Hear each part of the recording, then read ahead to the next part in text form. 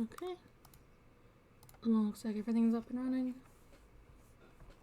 Maybe? Yeah, there we go. Right. Welcome back to Apollo Justice Ace Attorney. Last time, when I was playing this game at least, what is that? Oh no, that's fine. I finished episode 2. Unfortunately, I was meant to stream some Professor Layton and the Diabolical Box on Wednesday, but for some reason, the internet died badly on Tuesday, all of Tuesday and into Wednesday morning, and so I simply could not stream because there was no internet. It's fine now. I don't know why that happened. Hopefully, it will not happen again.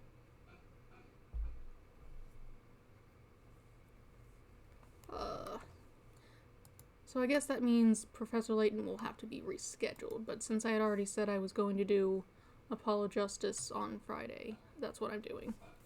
Oh, who's calling my phone?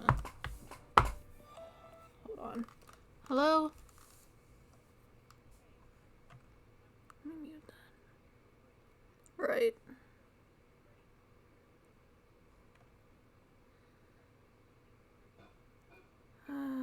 Okay. Goodbye. I'm going to have to pause very briefly in, like 5 minutes or so to take my mom's phone out to her because she forgot it. And apparently she straight up can't even clock in to her thing because they're set up really stupid. Anyway. Yeah. So, Apollo Justice. I'll stream the Professor Layton on, Monday, probably.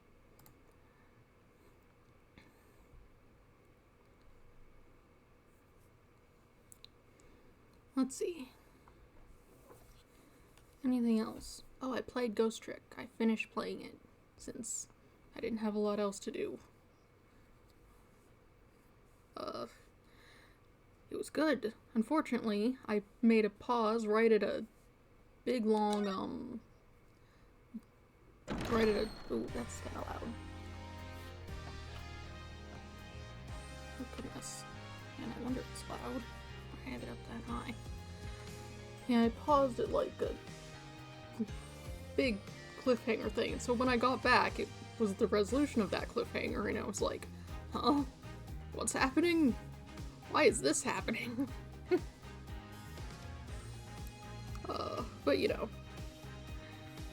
that just means if you play the game, you should play it in a shorter time frame, closer together, so that you remember what's going on.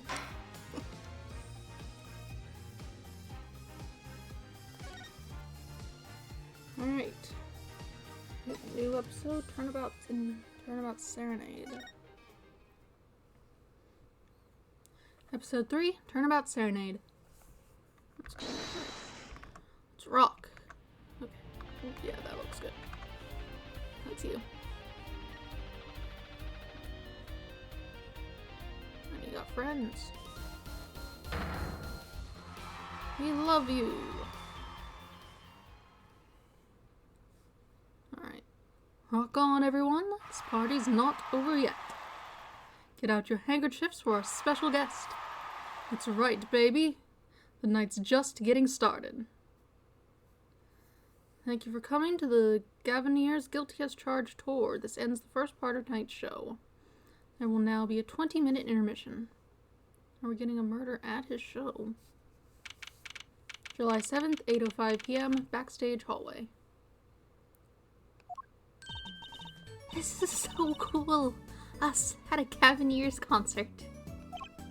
Huh? Did you say something? My ears are still ringing. The Gavineers putting the sick back in music. Well, I thought Mr. Gavin was really nice. Sending us those tickets at 20% off. They're hard to get a hold of, you know. When you invite people to a concert, it's usually free. Let's head to his dressing room, Apollo. You know, like we're a couple of VIPs. I've always dreamed of being a VIP at a Gavin show. Trucy, you didn't know who Prosecutor Gavin was before that case. What kind of fan doesn't know the lead vocalist's name? Oh, this guy, well, he was more like a prince, really. He let us in. Clavier. What a lovely name. He's so dreamy. Yeah, but I'm a girl. I'm supposed to swoon over gods of rock. God awful, maybe. I bought all their stuff on the way home from the trial. Got 12 Gavineers albums and 15 concert videos. That was quite a bit of impulse shopping. I got in advance on my next 15 years worth of allowance. For Mr. Wright, that sounds like a real act of generosity. I should probably open a curtain or something so I can see if the... Hold on.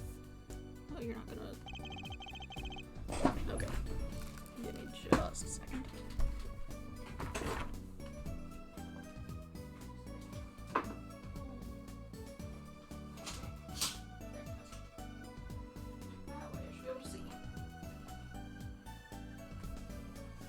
I can't see here, right? Well enough, at least. Gotta make sure to remember to close it later. That's fine. The sun's not really coming from that direction at all, I think. Who would have imagined me here? At a Gavineers concert, watching Prosecutor Gavin rock.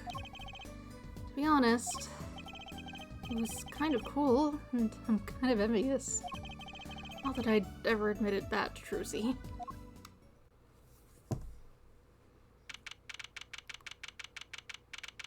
July 7th, Gavineers dressing room. Got, like, police stuff.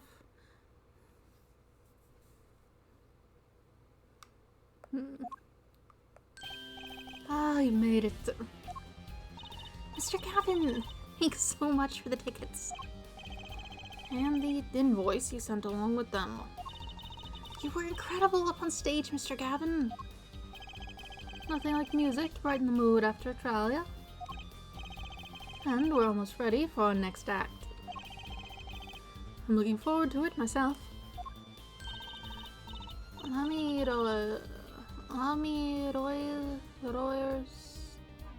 Oh, there it is, I guess. Hold on.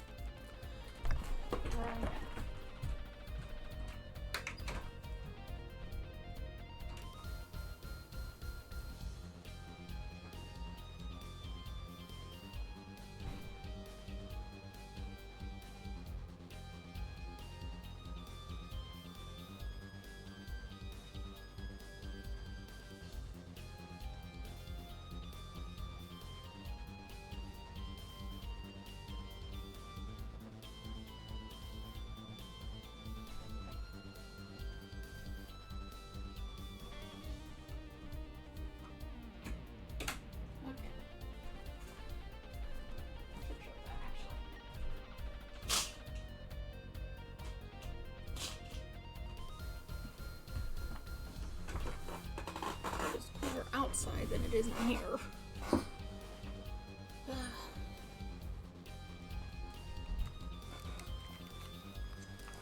Alright, phone is dealt with, so I shouldn't need to stop until about whenever I go to feed the dog, actually. You know, somewhere around 9 or so. That should be fine. Okay. Hamiroy is something like that. Hamiroy is singing. Hamiroy is singing, right? The Siren of the Ballad? The Siren of the Ballad? I hope that's not a name that's gonna come up a lot. I'm gonna have to look it up. If it is. Oh, yeah. That flyer said she flew all the way over. She flew all the way over for the show. That's right. I happened to catch her show while overseas. Her voice is divine. I knew I had to invite her to perform with us. Lamidor says, praise me too highly. Oh, I thought it might have been the person, I guess. Some sort of agent. Oh, who's this guy? He's huge. You say that, but he kind of doesn't look any bigger than this guy here. Probably because they can only fit the sprites so well. Maybe it does if you compare where they're like... whatever. Allow me to introduce Mr. Romain Letaus. Letose. What language is that? Lamiro's manager. And her interpreter, incidentally. It is a great honor for us to be here. A great honor for Lamiro's to be heard in this country. Lamiro. I have to look that up. That's gonna come up a lot. Is that a real name that I can find a pronunciation on? Let's see.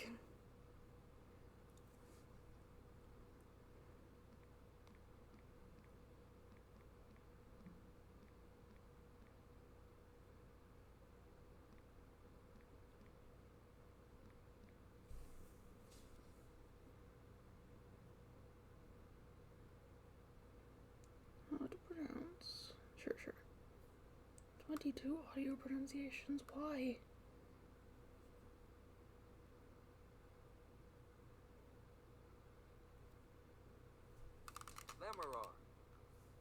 Are you sure?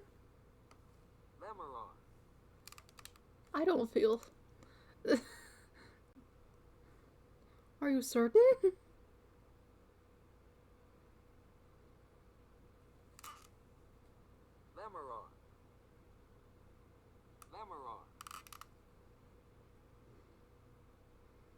Are you positive?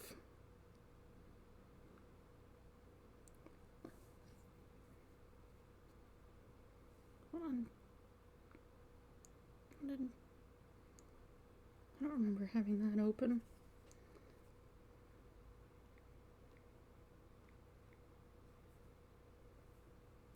No, it's not even playing any music.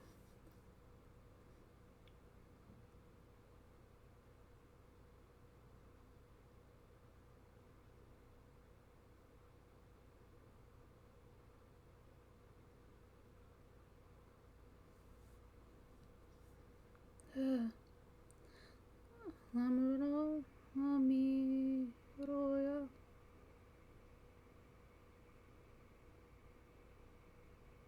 I'm seeing a couple of different things.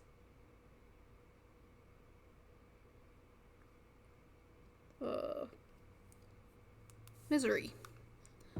Suffering. Who knows? A great honor for Lamidor to be heard in this country.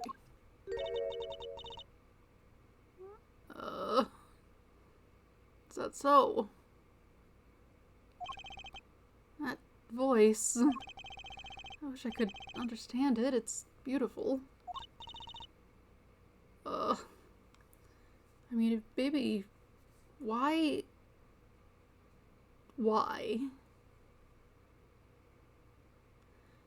You could just write things in a different language, but I guess then you'd have to write real dialogue or something. But,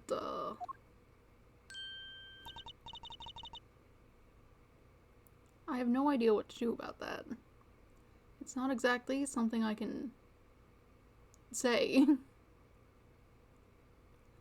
Presumably she should have a voice, but like,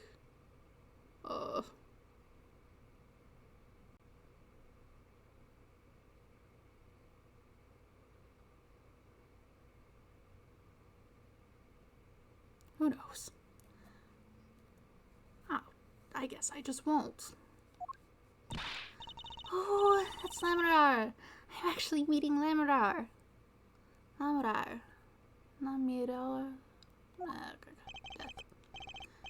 Lamidor, mysterious songstress. Her quiet, deep song glides through the air. lilting of a sparse but elegant piano accompaniment. Now, this is music. She's a real artist.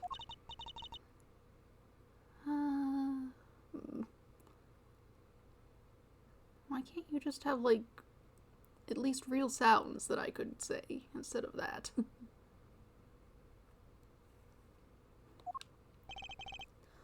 Lamidar says, "You have long looked forward to this joint performance." Ah, Lamidar, your voice is art. Are we just skipping the part where he tells her what they're saying, or? Yet without his piano to guide me, it is but a voice. Hello? Odd child. You have a wing in your hair. I've seen this kid somewhere before. He plays piano at all of Ramidar's concerts. He's cute, and he's a really good pianist. Good pianists are a dying breed, I hear.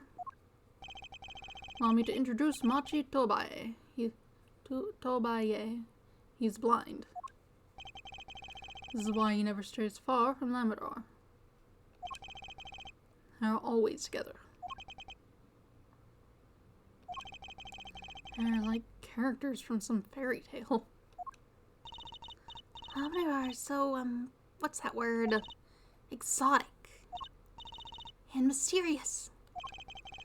She does seem quite pretty, at least her eyes do. Hers is a kind of sightseeing music. Huh? She travels the globe, putting the sights she sees into song. Even though her appearance and voice are exotic, her songs remind us of something close and warm. Sights into song. That's so poetic. She was gracious enough to put music to my lyrics tonight. The guitar serenade. Hope you enjoy it. I can't wait. And now it is time. For the next part, we're giving the Gaviniers hard rock a little rest. Lamidar, the stage is yours.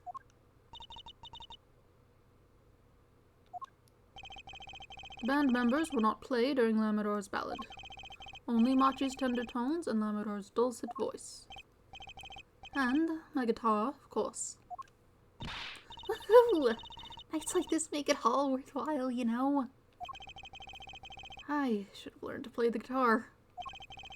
There's not much romance in chords of steel. Shall we hit the stage, then? Good luck, Mr. Gavin. Take care of your hearts aren't stolen away, yeah?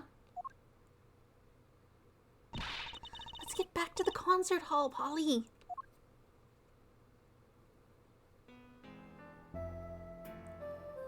Sugar, sugar. All that night in your embrace. I think it's supposed to... And you stole away the keys. Ooh. You got like a whole animation. 3D models. Fancy.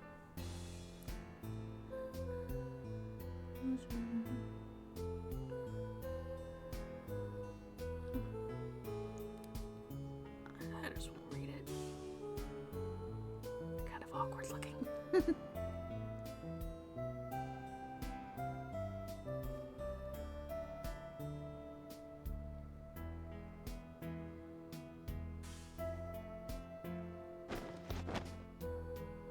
Ooh.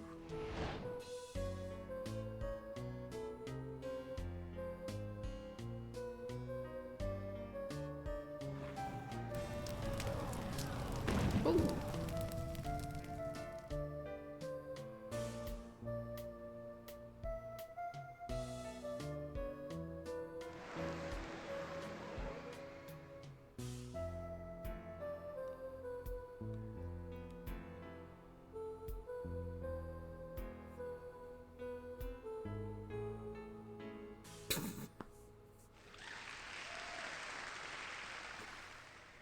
He doesn't seem overly pleased about the guitar being on fire. July 7th, 9:05 p.m., backstage hallway. Wow, wasn't Lammerard amazing? I even cried a little. I was surprised Prosecutor Gavin actually burned his guitar. Yeah, that even surprised me, and I'm a magician. What a production. What a destruction. I don't think Prosecutor Gavin was expecting it either, oddly. He looked as surprised as I was. Is that what they call risking life and limb for art? I think he's my new hero. I'm not sure I'd call that art. Oh, what are we doing here? Let's get to Mr. Gavin's dressing room. There's 20 minutes till the last part of the show. How many breaks does this band need? July 7th, Gavinier's dressing room. What the heck was that? I was never consulted about it. Sorry, Mr. Gavin, sir. I've asked the man in charge to play new rock, not great balls of fire. Speaking of fire, I have a good mind to fire whoever's responsible. He seems upset. Apollo Justice, were you the one who tried to torch me? Hey, I didn't do it. So much for risking your life for art. The guitar serenade is ruined. Ruined. Well, let's try to talk to him at least. I'm not sure that's the best move right now.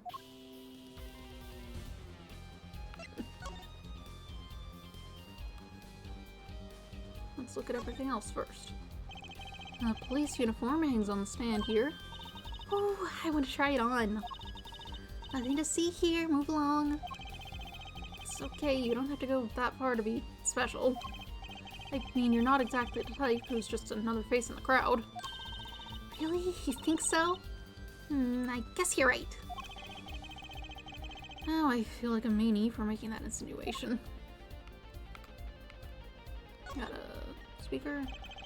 That speaker looks familiar. Oh? Yeah, like the one for the PA system back at school. Oh, we have one of those in my classroom too. That's right, she's still in junior high. I feel old.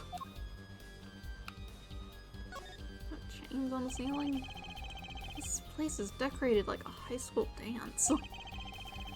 Oh, I think our decorations were paper, not chains.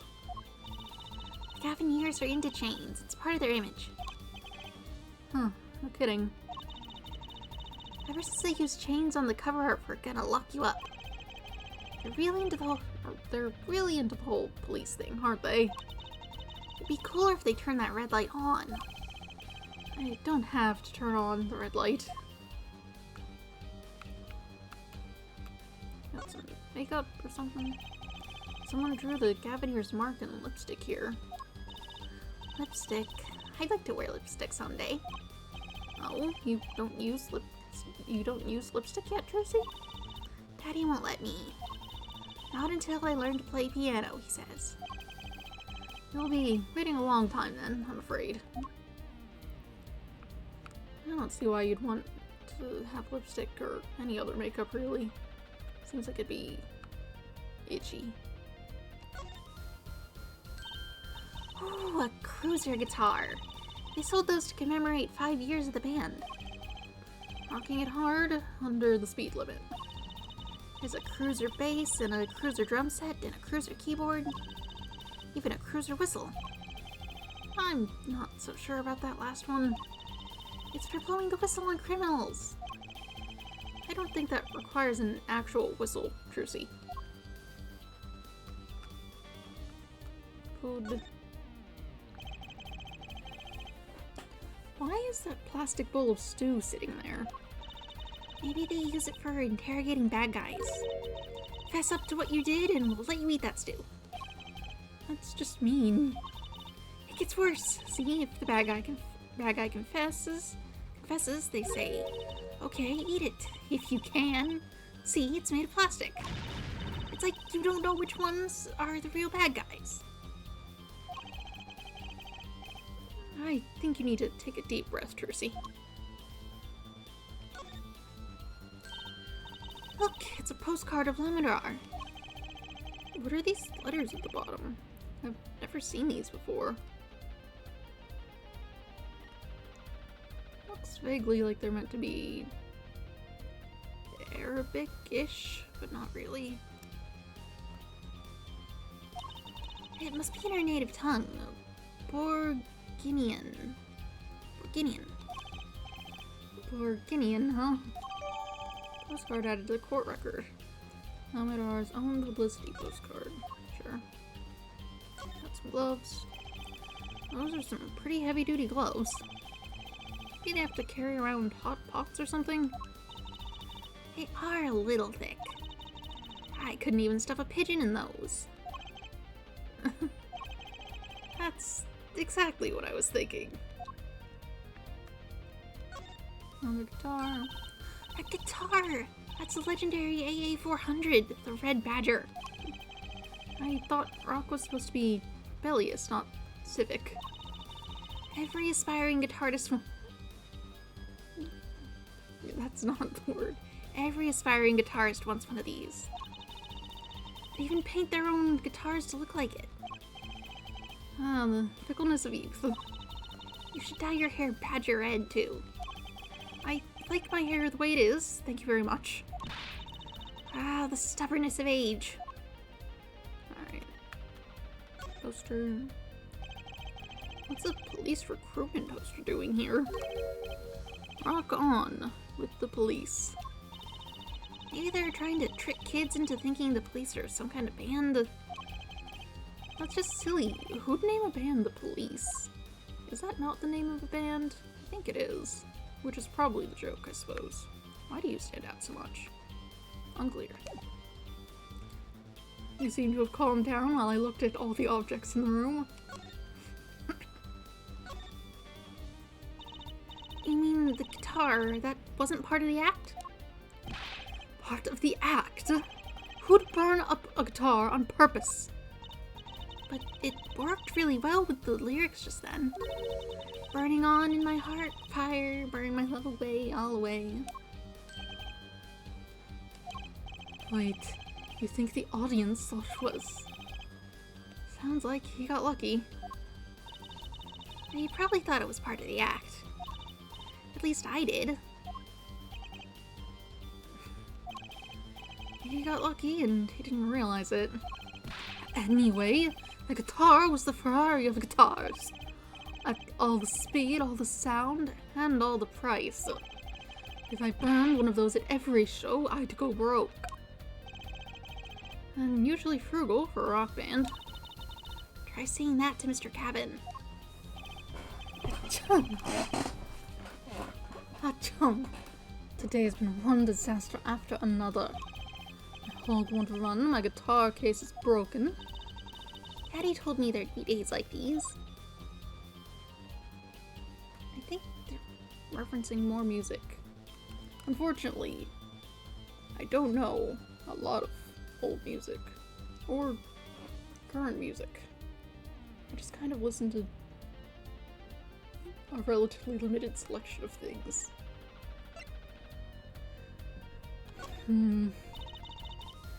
Wasn't Lamidar's song incredible? You worked on it too, right, Mr. Gavin? Ah, yes, thanks.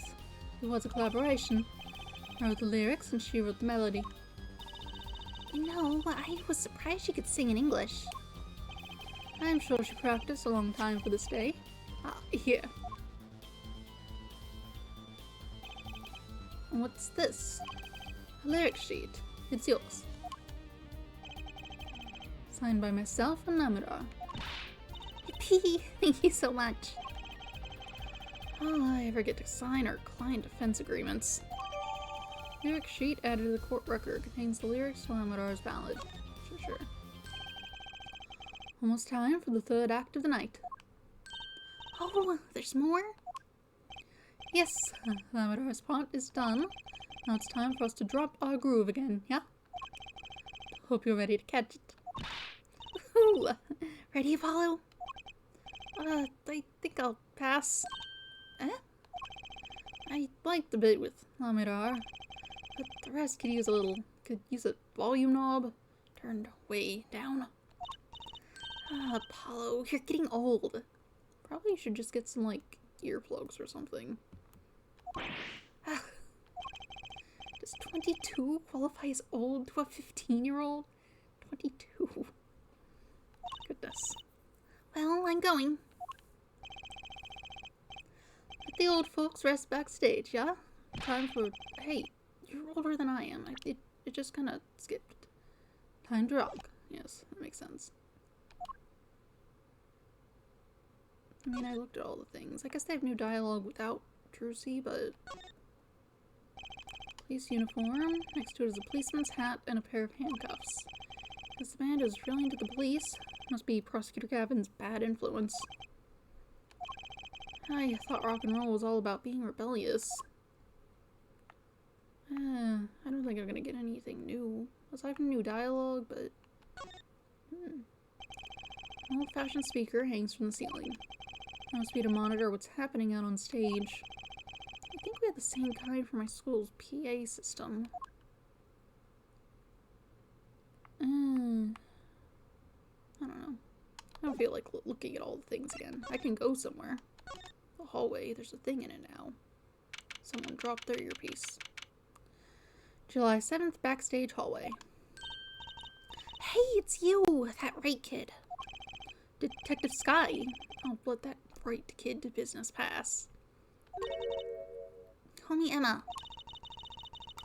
There's no need for titles once you've shared a bottle of fingerprinting powder. That's a new one. So, Emma, what are you doing here? Isn't it obvious? I'm snacking. You think I want to be here? Me, in charge of security in this pit? Security? Did something happen? There's no knowing with that glimmerous fop. Apparently, he's all upset because something was stolen. He wanted security back here during the concert. Why does he get off acting like he's some big rock star? He is a big rock star. Hey, you listening to me? So, where's this door here lead to? This one? That's Lamidar's dressing room. Don't even think of going in there unless you want a piece of snackaroos in your face. What on earth is that? Is she ever in a good mood, I wonder? Now let's talk. Emma. I've never seen someone eat snacks with such vehemence. Better give her a wide berth. She snackarooed me. That's probably all gonna turn out the same then. We'll look around. Boxes. What's that odd-looking doll doing there? Oh, that's the blue badger. Could you try either talking or munching, but not both? She snackarooed me. Serves me right. Going out of my way. Sorry, I don't speak snackaroos. That's annoying, actually. Fine, we'll look at the thing and maybe that'll distract you and still you'll stop doing that. What's this? Some kind of headset earpiece? Why would someone leave this in the hallway? Maybe Lamidar's bodyguard dropped it? Emma! Will you stop eating those snacks for 1 second and listen? Ha! If you think you're going to pull me away from my snacks, just hear you mumbling. On and on about whatever, you're going to be sorely disappointed. At least I got her to stop munching. Doesn't seem like that's gonna do anything. That's Prosecutor Gavin's, or the Gavineer's dressing room. Put so much as a hand on the door and I'll snackaroo you. Hold on, but I just came out of there. Don't play smart with me.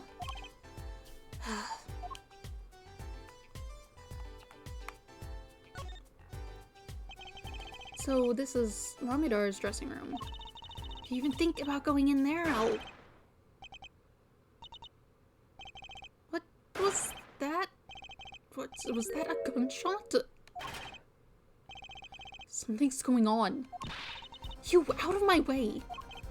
Emma! Lamidar! It's not locked. I'm going in.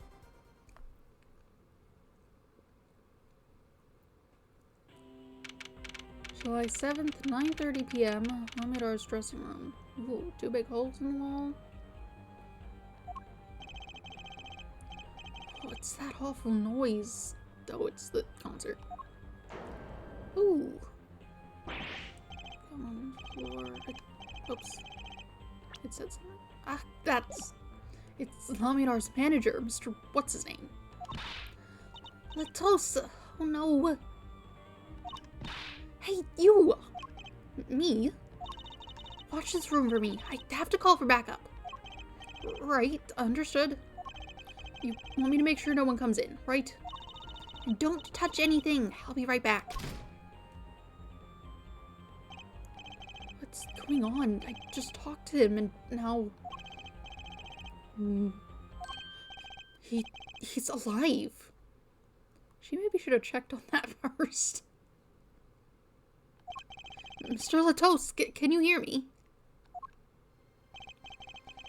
Shot. I was shot. Who shot you?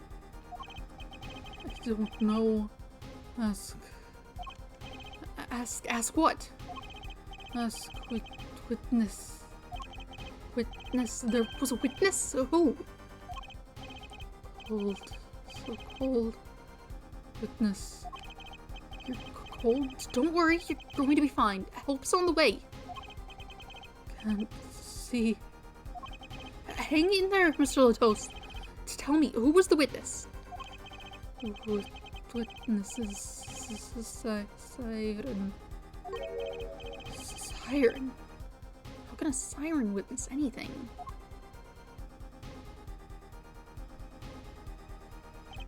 Mr. Latos! Yes, Emma? What was that? Who's there? What's wrong? Emma, did you see anyone just now? Huh? No. I could have sworn I heard a door close. The concert's been canceled. Backup's on its way. Is Mr. Latos? He's dead, isn't he? It's terrible. I've lost him.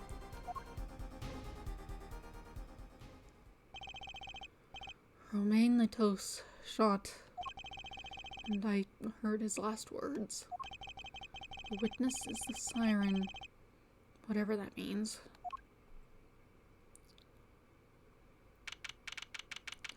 July 7th, backstage hallway.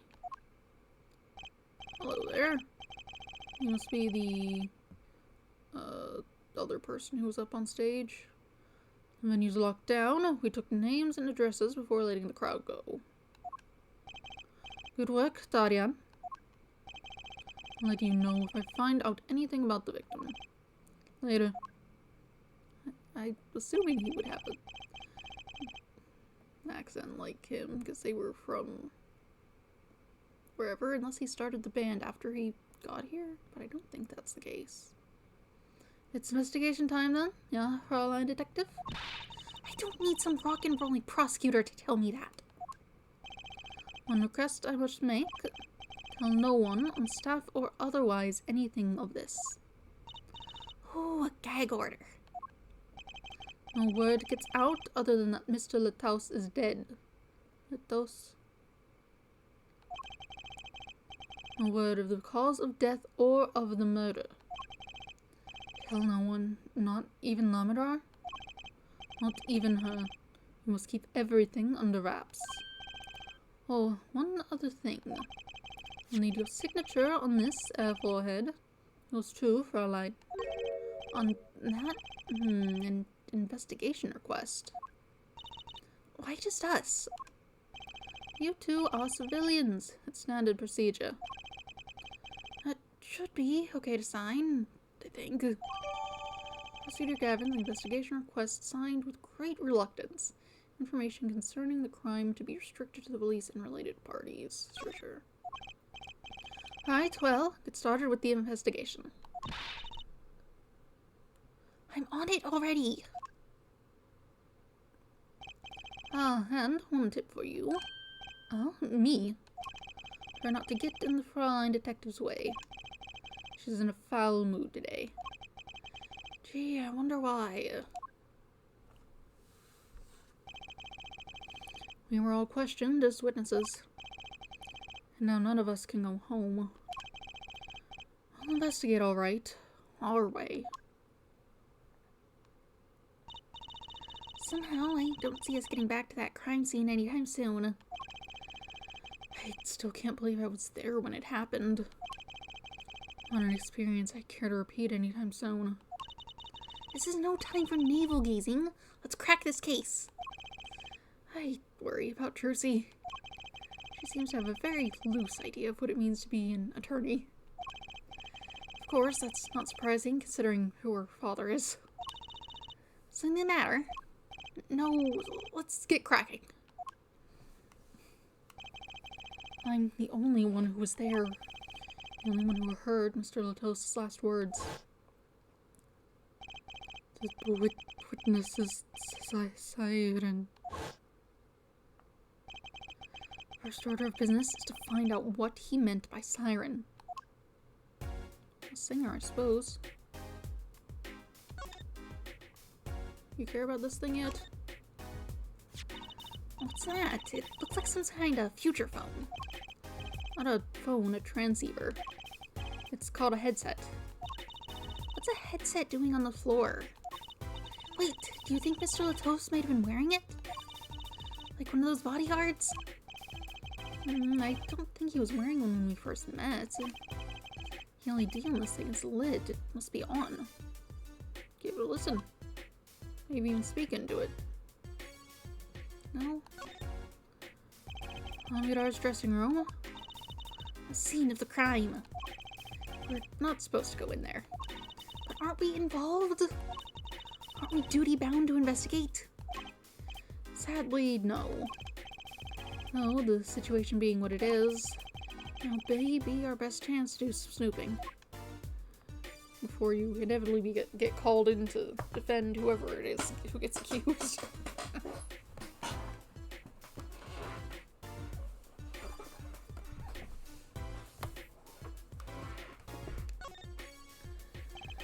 That's the Gavineer's dressing room. The crime scene was Lamidar's dressing room. Next door. Never know where clues might be hiding, Apollo. Let's case this joint. After you, Trucy PI. Hold on. That's the Blue Badger, the police mascot. Does the Blue Badger have something to do with the band? Oh, yeah. The Blue Badger is the Gavineer's mascot, too. Huh. Go figure. I hear those things fly off the shelves. I'll have to take a closer look at one day. Someday. Stairs, don't care about those. Lights, you don't care. Boxes. Okay, got some sort of vending machine. I'm thirsty, Apollo. Want something to drink? How about this one? A Steel Samurai Soda. Now in real steel flavor. Everything's working, right? Yeah. Here, my treat. Hey, this isn't enough change. The machines outside are cheaper. This one is highway robbery. A concert poster for the Guilty as Charged tour. I love that name, Guilty as Charged. Seems kinda negative to me. Well, why don't we do the opposite? Magician Trucy presents the Innocent as Charged tour. It kind of loses its impact, doesn't it? More box. Looks like an instrument case. A big instrument case. There's a great magic trick you can do with one of these. Huh? What kind? A miraculous, beautiful girl escapes the case illusion. So it's the girl who's miraculous, not the escape. So picky.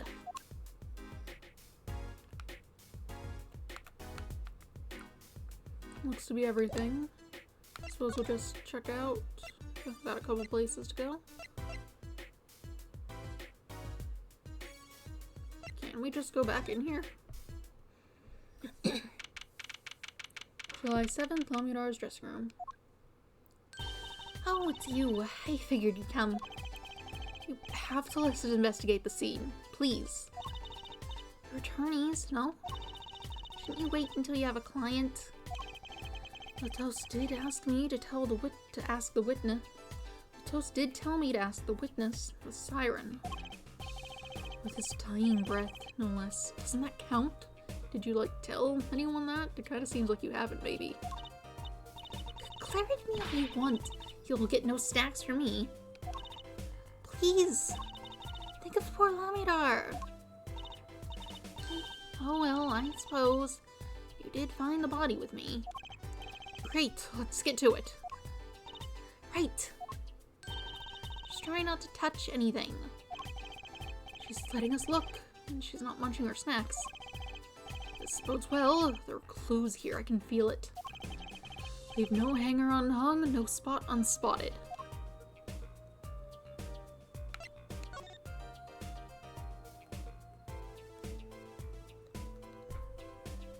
Got a poster on here.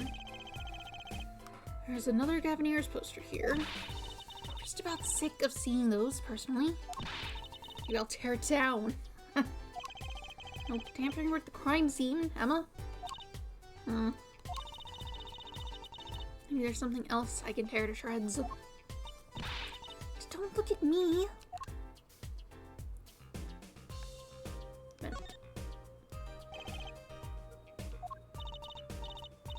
What's wrong, Apollo? Your mouth is catching flies. Nothing, it's nothing. Maybe that's how the killer escaped? That's what you're thinking, right? When we arrived on the scene, the killer had already fled. He or she must have had a way out. And that air vent is one possibility. But it's much too small. What if the killer were about your size, Trucy? I didn't do it! I was cutting up the dance floor at the time, thank you. I know, of course I don't think you did it. It's hard to tell with you, sometimes, Apollo. Hey, what have I done? My thoughts immediately go to the kid, blonde kid, pianist. Name has escaped me. It was said once. That speaker was blaring at the time of the murder. Ah, that's for monitoring the stage from this room. Monitoring? It pipes in a real-time feed from the stage microphones. Useful for knowing when your set is coming up. Yes, I seem to recall it being loud and vaguely musical. Made it hard to hear Latos' last word. Two bullet holes. I heard 2 shots. Did it go right through him? Are these bullet holes? Looks like it. There are 2 here in the wall. From the look of it, the victim was shot once in the shoulder. The first shot must have missed. But there were 2 holes. Wouldn't that mean 2 misses? The murder weapon is a .45 caliber revolver. It's very powerful. I believe what we're seeing here is a mark left by the second bullet after it passed through his shoulder. Ouch, it sounds painful. No kidding. I wonder about this murder weapon. This coffee machine, nothing. Looking at there's something on the ground. Oh, what a pretty brooch. Oh, Emma. You're not going to say, "Can I have it, please," are you? Oh.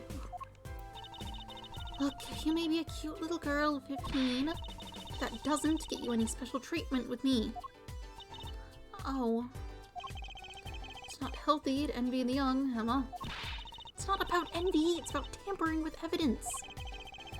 Note to self, Emma lacks a sense of humor. Use caution. You need to learn respect for your elders a little.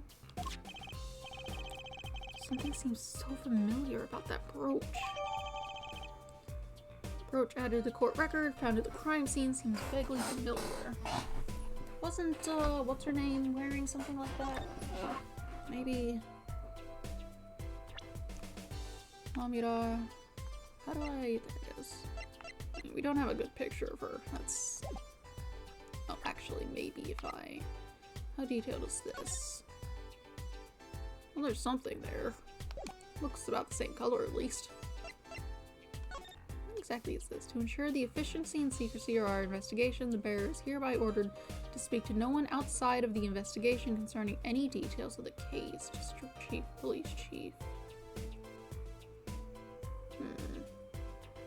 Is that going to get in the way of being a lawyer? You can look at it again and get new dialogue.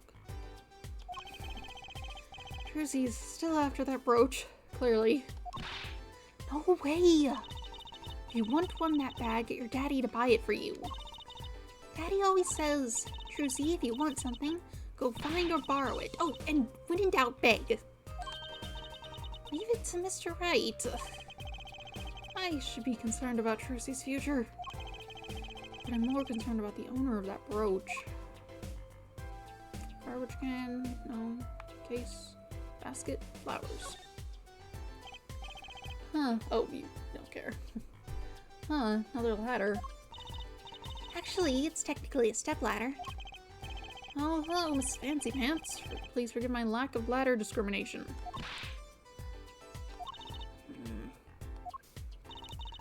I'm less worried about the stepladder and more worried about why it's there. Why is the ladder there? Oh, to climb, right? To reach something on the ceiling? I still say it's a stepladder. We got a TV. Apollo! Look at that thing, it's huge! That's a TV! Yeah, wide flat screen TV. I want one of those. You'll be wanting for a long time on your salary, Junior. Wait till you're as famous as Mr. Wright was, then dream. I don't think Daddy was ever rich, even when he was in law. Great, just stomp on my dreams, why don't you? Just wait a few years, they get significantly cheaper. I don't actually know when this is meant to take place, now that I think about it. I think the other ones were like set in the future of the time, except we have passed that time at this point. I don't know what year this is supposed to be. What's this poster? Case closed. Yes, something less production of case closed. Something. Let's see. This summer, Illegal Eagles production of Case Closed. Seems to be something other than what I might normally associate that name with, given the samurai theme. Looks like a poster for a different show. One I wouldn't mind seeing real soon. Detective Comics on Netflix also. Some of it. They've got like 9 episodes, except they skipped some that would have been important for the things happening in those episodes. Like getting a better introduction of the detective boys who are in like a couple of them and relevant. Or, you know, the case where Heiji first shows up, and also the fact that the alcohol can act as a temporary antidote is shown. So that just kind of happens out of nowhere for no clear reason. Also, they skipped one of the, it's supposed to be a set of episodes focused on the Black organization, but they like skipped an episode that involved them. Admittedly, that hasn't like come back into the plot in any major way, aside from being generally thought of when it's like, oh yeah, they want programmers for using for something, which is why the guy was trying to make a deal with the not Nintendo person, but then got blown up for unrelated reasons. But they still skipped it, and it's like, that's a good episode. You should have it. Then you'd have like 10 episodes, maybe. Unless it was a 2-part, then you might have 11. Still. It's good. Hopefully they do more with it. I think I also saw Viz was planning to localize the Aiba manga, I guess because the anime's doing well enough. That might be fun. I've been reading a bit of a fan translation, but didn't get super far. I kind of wanted to focus on the Kindaichi case files for a bit, but you know, that and keeping up with the current Detective Conan, because it seems like they're going somewhere. They're doing something with the Rum storyline, finally.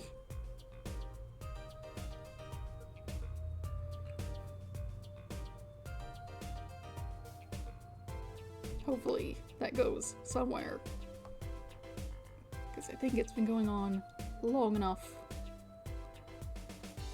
Both the Rum thing and the manga in general.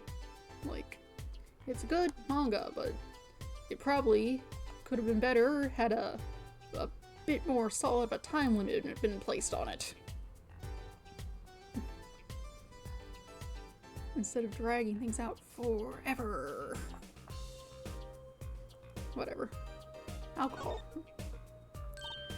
Oh, Apollo! Can I eat some of those, please? I guess you're looking at fruits. Absolutely not! I know. But still, I yearn. Look, you're not the only one eyeing that fruit there. Here. Well then, what are we waiting for? Let's eat! Right! Whoa, stop it! Are you too crazy? Emma, you of all people should know better. But she tempted me. She's a temptress. Please grow up. Okay, Stevie, you don't care about that. Rest of the room. Look at that window. Seems not unreasonable that the guy could have been shot through the window and then the gun just kind of tossed onto the ground. Therefore ignoring any need to use the ventilation system. We're probably gonna have to defend Blind Kid, who would have had a hard time shooting this guy anyway, given he wouldn't be able to see him.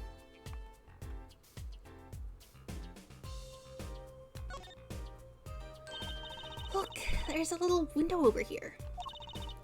Maybe the killer escaped through that.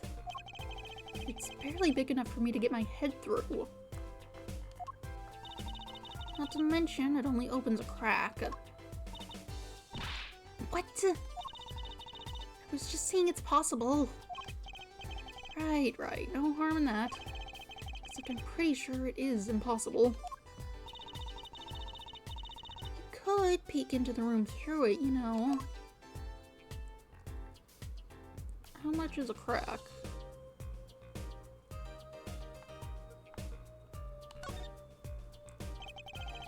Look at all these presents. Alameda sure is popular. Oh, I wonder what's inside. We can't open them, can we? Probably not a good idea. You never know what you might find in one of these boxes. Bombs, razors, ransom notes. Could be anything. I'm never having a birthday party again. I think that's more of a celebrity problem. What is this? A light? This is one of those, things, right? Like the barbers? A permanent dryer. Want me to curl those bangs of yours? No thanks. Better not mess with his hair, Emma. It's part of his identity, you know? A bunch of makeup. Seeing these mirrors lined up like that makes me think I'm really in a dressing room. You are in a dressing room. What are you talking about? You are in a dressing room. This must be makeup. I've never heard of most of these brands. Maybe they're Borginian? All I know is they sure don't make for much of a clue. flowers. What an amazing bouquet. I mean, it's giant. Not sure I approve. It'd be better if this flower was a bit more... Oh! Eek, the flower fell off. What happened to preserving the crime scene, Emma? It's fine, fine. I'll just put it back, see? Oh, it's scientific. Tar case? You don't care? Oh, okay, that's the gun. This is the murder weapon, isn't it? This revolver? That's right, a big .45 caliber revolver. Wow. I wonder who brought this in here. I thought only police were allowed to have one of those. Why are you giving me that look? I didn't do it. I didn't. Listen, I was out in the hall eating snackaroos when it happened. I know. No one here thinks that you did it, Emma. Yeah, we were both there. So we at least both got alibis. It's hard to tell with you sometimes, Apollo. Hey, what have I done?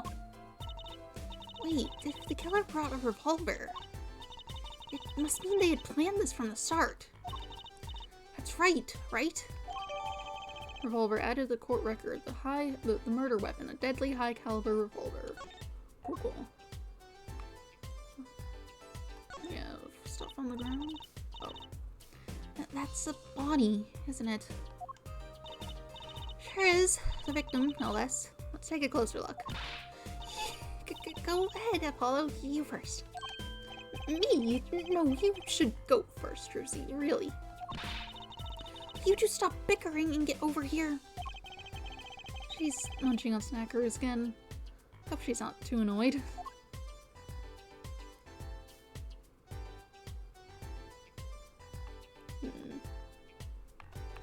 Blood splatter, hand curled up.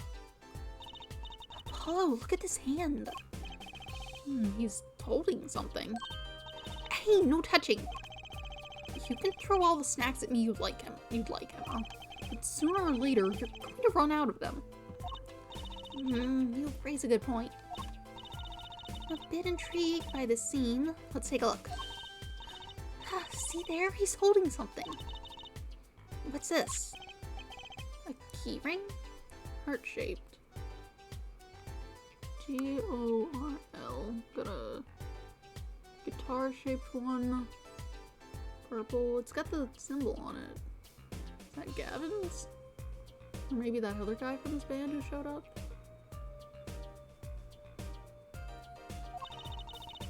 You think it might belong to the killer? Certainly a possibility. Unusual key ring. What unusual keys? This could be a vital clue. Key ring added to the court record. Mr. Latos died clutching this. Note the heart-shaped ring. Cool. This is interesting. Looks very deliberate, but then smeared. Is that blood? Why don't you examine this one, Apollo? You know more about red stuff than I do. Yep. So something is strange about this blood, though. Is that what it looks like? You're not gonna go into further detail, even mark the blood. Okay, man. And oh, I can look at it again. The body was holding a key ring. I wonder what it can mean.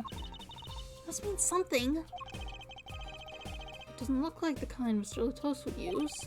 So the question is, whose key ring is it? Well, you're practically a detective there, Apollo. Practically. I'm glad it brings them so much joy to mock me. Good face. Gunshot. Is there nothing else to look at here? Just these two things?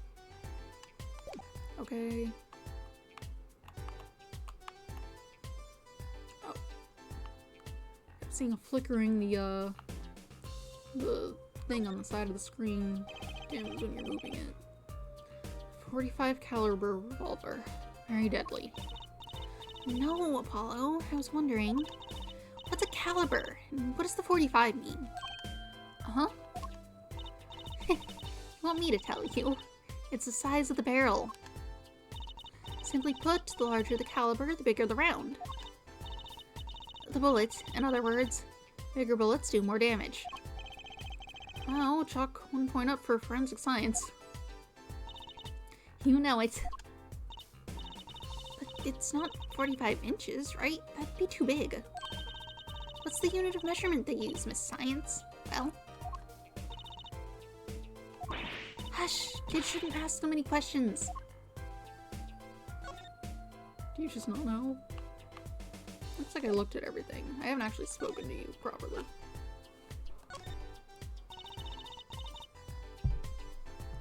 Mr. Romaine Nictos, wasn't it? He was Lamidar's manager and interpreter, apparently. This was his first time in the country. So I'm guessing he didn't know that many people here. It doesn't seem likely. Nor can I think of anyone with a motivation to murder him. Except for one person, of course. One person? Who? Lamidar. No one here might have had a motive, but she's from... What are you talking about? Hey, it was Emma's idea. You're not even considering the kid who was also here? Also came from wherever it was?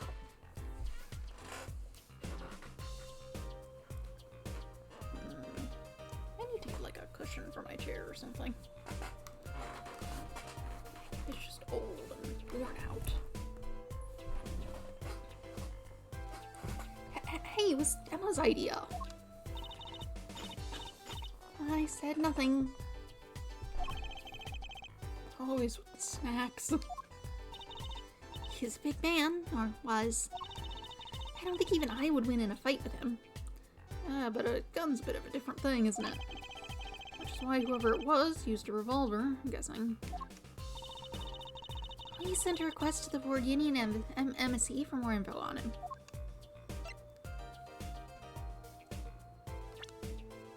Embassy. That's the word. Well, you and I know more about the crime than anyone. You do? That's true. It was us who found the body. What? I guess that's what I missed for watching the concert. Hey, I wish I was watching the concert. Anything would be better than this. Well, we know the crime took place during the concert. And when we heard the shot and entered the room, the killer was already gone. What? But that doesn't make sense. You came in when you heard the shot and no one was there? How did they leave the room? That window is a little too small, isn't it? Mystery of the disappearing killer.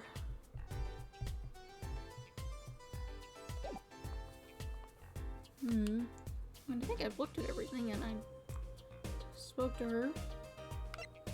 I suppose we'll head to the other areas. We haven't been in this room yet. Anything worth seeing?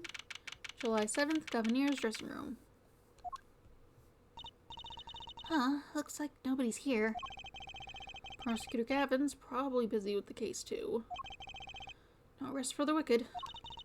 No rest for us either, Apollo. Let's get rocking! Rock! Rock!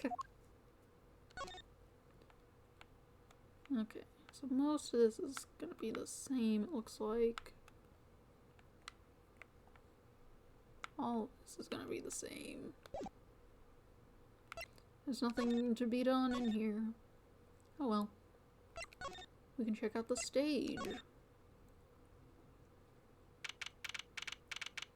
Cluttered. July 7th in the wings. The stage looks empty. I was hoping to get a chance to talk to Prosecutor Gavin. Oh well, nothing to do but go to the crime scene, I guess. I guess. I was already at the crime scene. Let's look at these things. Wow, that piano looks much bigger up close. Machi played so beautifully. Yeah, like a real pianist. That's just silly, Apollo. How would you call someone as good as Machi a pianist? Wait, that's like throwing him in the same class as Daddy. Good thing Mr. Wright didn't hear that one.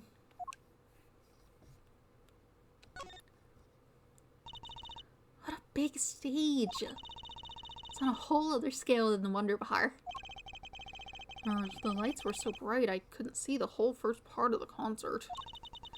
I'd love to do my act on a stage like this someday. Just hold back on the lights for my eyes' sake, please. You'll be too blinded by my magic to worry about lights. You probably don't want to blind the audience if you plan on showing them your magic. Oh, that's more of the stage. Yeah.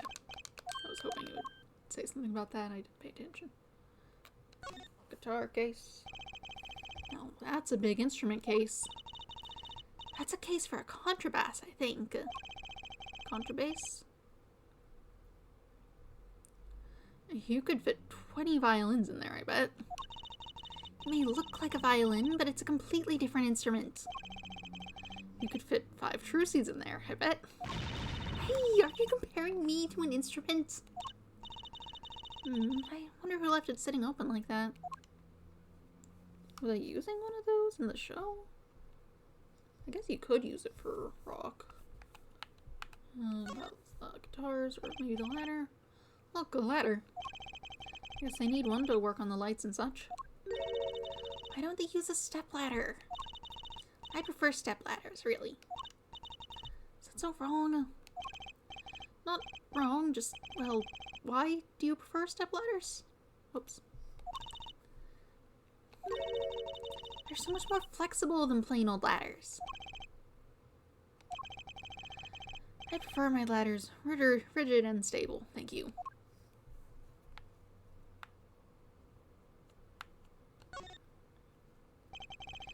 Look at all these electronic devices. I'm guessing they have something to do with sound. I guess when we can fiddle. Let's see here. Don't touch that. A healthy curiosity is key to a good investigation. When in doubt, fiddle. That's what Daddy always says. They should require parental testing, clearly.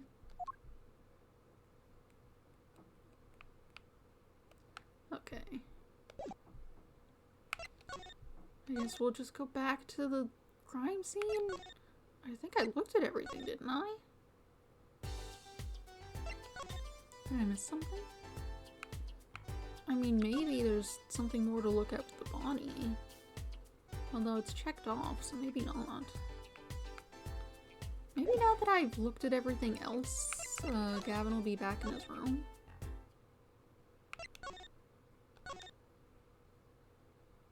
No. Must be something in the crime scene that I missed. Oh well. Unless I missed something out here. I looked at that, I looked at that, I looked at the doors. Maybe I need to show her objects. Maybe that'll help. Okay, got all the dialogue here.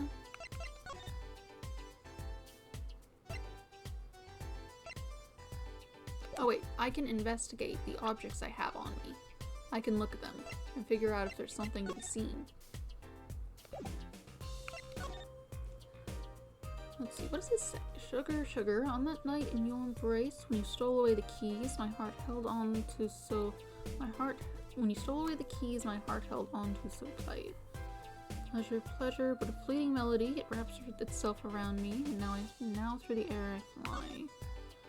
Oh, oh, burning on in my heart fire, burn my love away, all away, like a bullet of love fire, take my life away, all away. Guitar, guitar, up together to the sky. Okay, doesn't help. I read that. I should probably look at this thing, yes. It's got a key and a sort of pin fastener for attaching things to clothes. Not a safety pin type, though. So if it's not a safety pin, is it a danger pin? I suppose if you stuck it in your eye, then yeah, sure. But you could do that with the safety pin too, for that matter. Thanks for taking the fun out of my danger pin. Oh, you're driving a danger pin through my heart here. Okay. Let's look at the gun. Okay, it's got this. So yeah, how many bullets are in it? In the middle of the weapon is a revolving chamber. That's where you load the bullets. A revolver, see? Revolver. That sounds a bit like Wonder Bar. Oh, really? Especially if you say it really fast. I guess. You know what I always used to think? I used to think that the closest sound to Wonder Bar was Run Liver. There's just so many words in the world of Hollow. Isn't it amazing? So many different words, so many different people. People like Druzy. I can't see how many bullets are in it. Here's the book. Hey, don't point that thing at me! Don't worry, I have an old hand with firearms. I have one that shoots bullets. I don't want it shooting any bullets, thank you! Not those bullets, silly! My gun shoots bullets, the magic cat. A cat comes out of a gun? I can tell by your expression you've never heard of that trick. It's a great one. Honestly, that one sounds halfway interesting. Cool.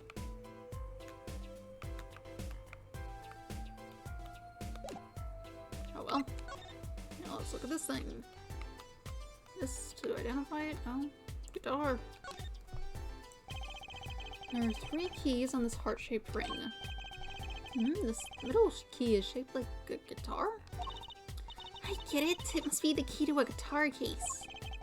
A guitar case key. Oh, but I know who this belongs to.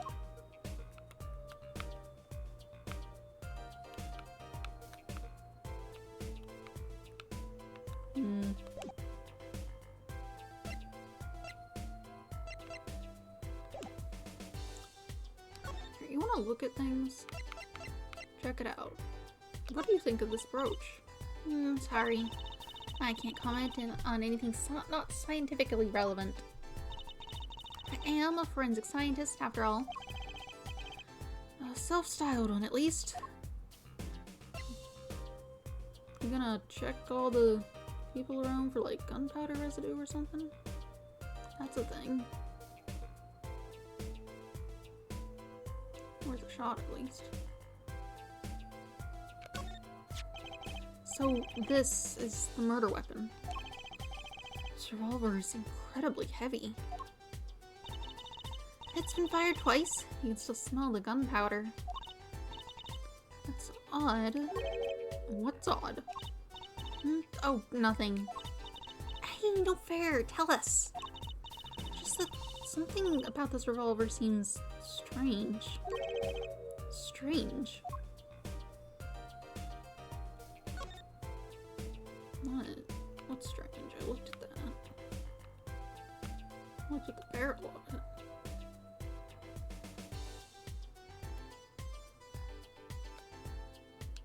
It's got some sort of mark here.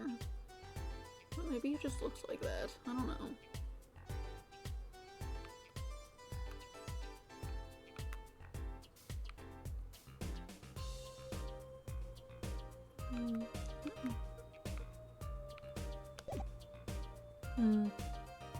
Oh, look at these rings. You don't care. Yes. I can't show you to people. Oh well. Did I like miss something in here?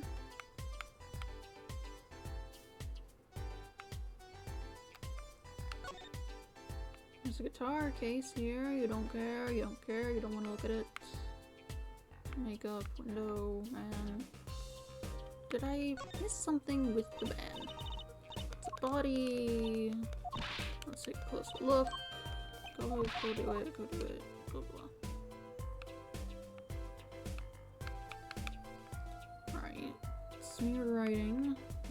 directly acknowledged as such, but clearly what it is. Closed hand. It's writing in hand. Don't care about the bullet hole, don't care about the extra splatters on the ground here.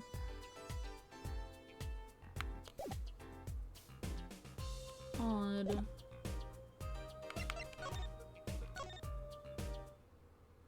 Are you like back in here yet? No. There's nothing new to look at?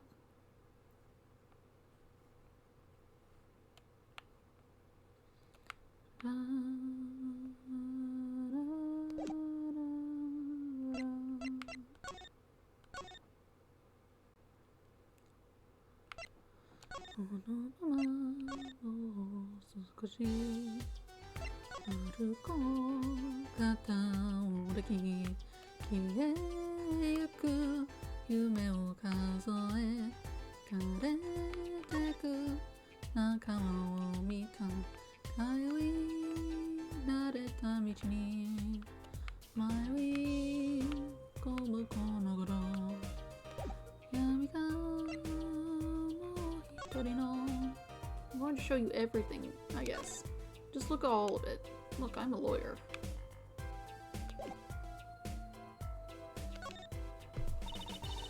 You always carry that around, do you? Just like Mr. Wright. Uh-huh. It's good to never let yourself forget who you are. I'm proud of you. Keep up the good work. Come to think of it, why do I carry this around? Oh, I suppose that's one compliment it's got me. Usually so people can see it and be like, hey, you could help me. And then you could have a job.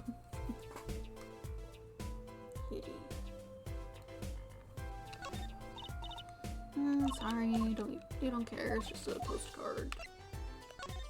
Look at these lyrics, you also don't care. What's with this? No, this is something, it's not science, but you might be interested. Okay, whatever. What am I missing? I spoke, oh. What do you think about this revolver? Well, it's pretty big and heavy. That's right, it's a .45 caliber. It makes it one of the deadliest revolvers around. Even the police don't carry guns this big. Really? Yeah, it doesn't make sense. You don't need so much power to kill at such a close range. It's overkill. I'm not sure I see the problem. I mean, whenever I go out to eat curry, I order it extra spicy just to be sure it's spicy. Of course, I can only ever eat 1 or 2 bites. And that's not a problem. There's another thing about a gun this big. It puts a lot of strain on the shooter. Strain? Yeah, say if you were to fire this revolver, the recoil would probably dislocate your shoulder. Ouch! It's like the shooter's a victim, too. Yet the killer used this revolver, and quite well. I'm guessing whoever did it was used to shooting. Used to shooting a high-caliber weapon. Well, that's about it. I think you've looked at just about everything there is. I guess you're right. I know how you're feeling. It's hard to know when to stop, but anything more involved has to wait until the squad gets here. I suppose. I'll go report the evidence. Sorry, but could you wait here till I get back? Oh, actually, we have to... Great, thanks! She left. What do we do, Apollo? She told us to wait. Great. Now how am I supposed to investigate? Oh well, I guess it can't be helped. Let's go! Go? Time's wasting, Apollo. We've got a lot of ground to cover. Oh, that's true, but... On second thought, why not? I'm sure everything will be fine. Of course it will. Let's go. Everything will not be fine, I'm sure.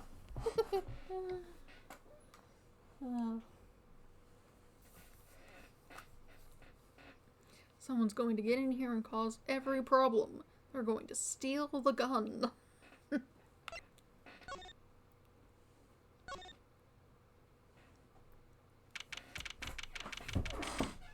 July 7th, backstage hallway. Hi? Who's there? Some sort of yellow magician? We didn't just imagine that, did we? He was wearing a silk hat. Friend of yours? Hardly. Ta-da, that seems cool.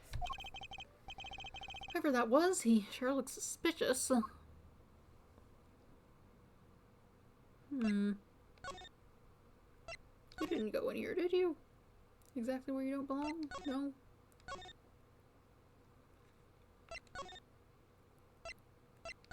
You back yet? No.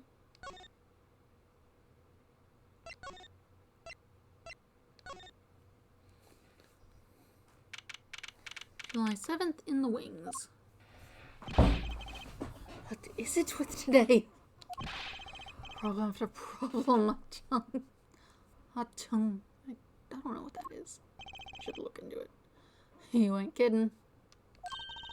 It's the two leading members of the Cavaliers, Apollo. Clavier on vocals and Darian on guitar. They're so cool. I have a hard time thinking of Clavier as anything but a prosecutor, honestly. Clavier. I need to look into names. Maybe I should just do that. Just ensure that I have proper pronunciation.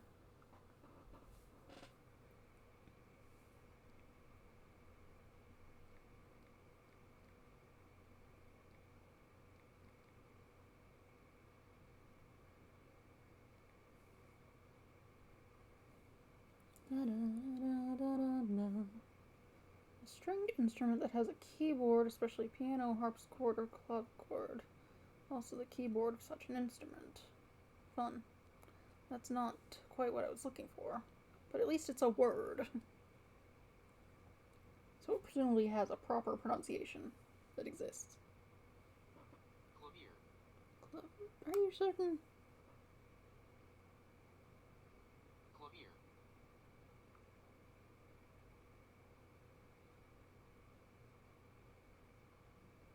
I don't know if I trust that website. It keeps saying things that just don't sound right.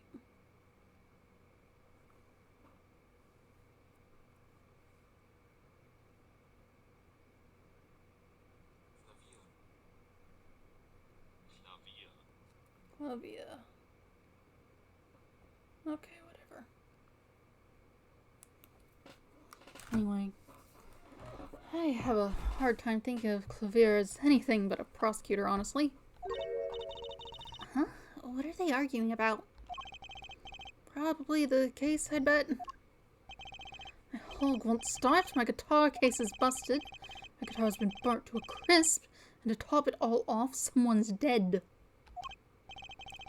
And then there was that performance just now. What was that all about? Hey man, don't blame me. You were the one who missed the cue. Me? Miss a cue?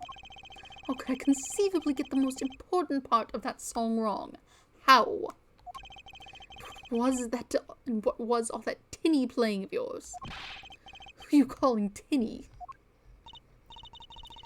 Sounds like they're having a spat. One of those differences in musical direction bands are always splitting up over. This is hardly the time. What are you two doing here?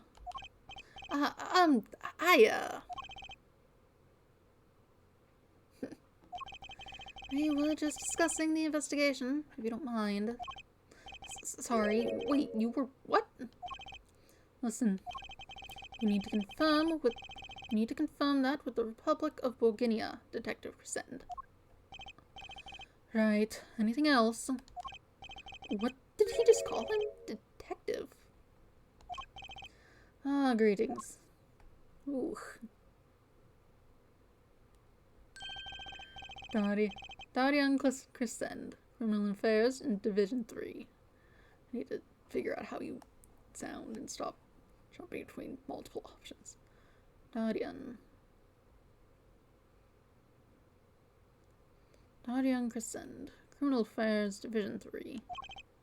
Hello, Criminal Affairs? Apollo, you really don't know anything about the Cavaniers, do you? Something tells me that's about to be remedied.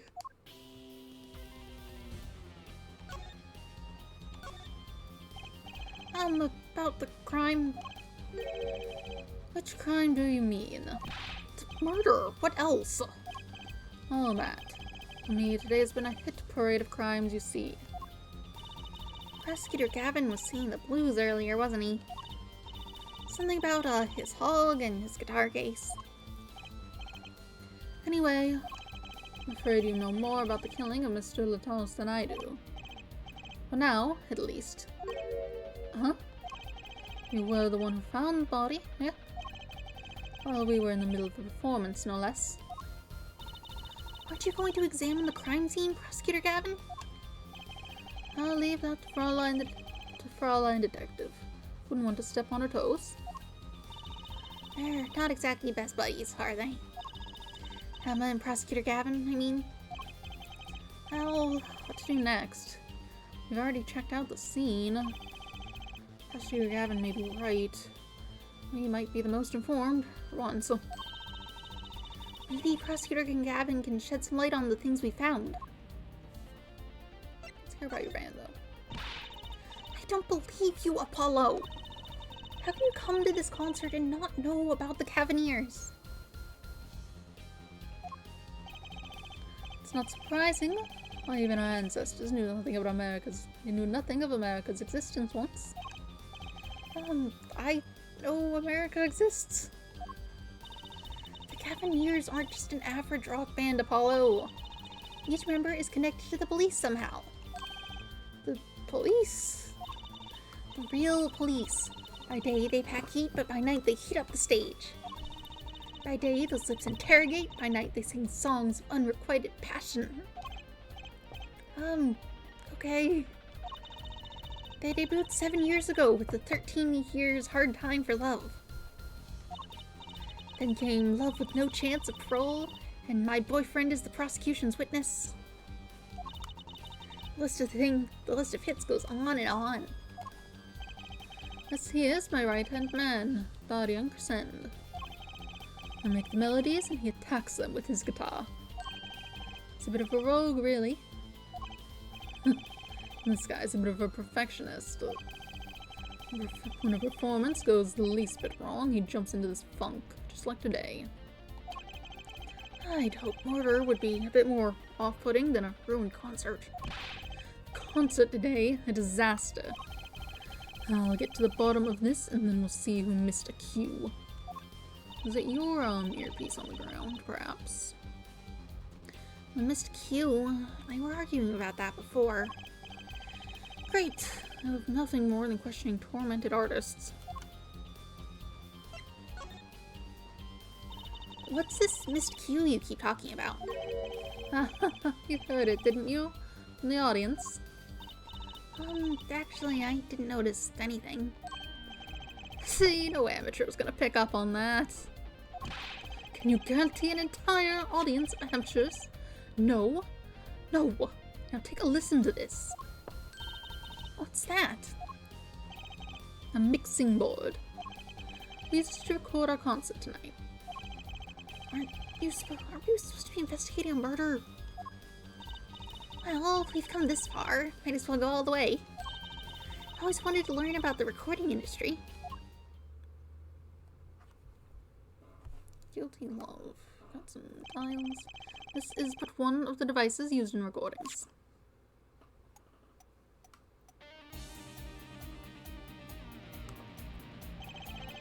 There are 5-part band.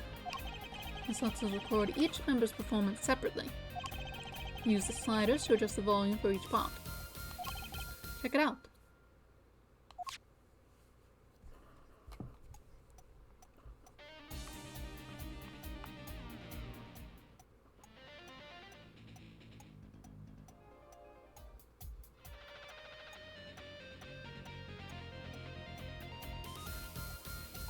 Cool. Wow, neat. So, could you say, hear only the drum part? Of course, that's how we'll find the criminal guilty of missing his cue tonight. I'm more concerned with the other criminal, the one who kills people. You want help on the case? Then help me with mine. I guess rock and roll comes before prosecuting. Let's begin. First, we bring up the part of the performance in question. You simply choose the selection of the song you wish to hear on the uppermost bar. Like so. There it is. Now listen.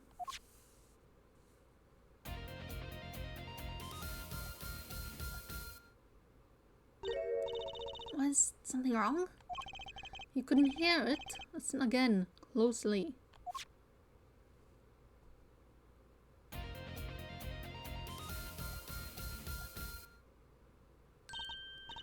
The timing's a little off, isn't it? You see, there, right at the most important part. And even an amateur can hear it. An amateur with a mixing board, maybe. You are missing the point. We'll never stamp out crime until we're perfect. Perfect. Here he goes again. Right, amateur, you will prove my point. Me? You will find the missed cue. You will tell us which instrument, which part is the guilty party. But how? Did I just explain it? Move the sliders with the button, the left stick, to adjust the volume for each part.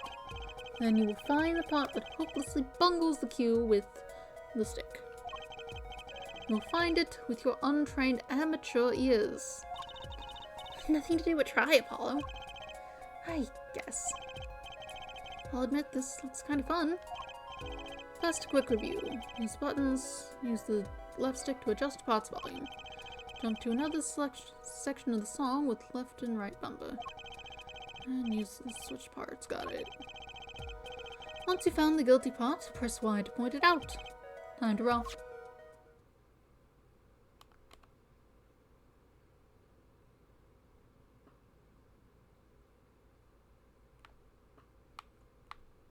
Let's just turn all but 2 of them down. And we'll see how they sync up.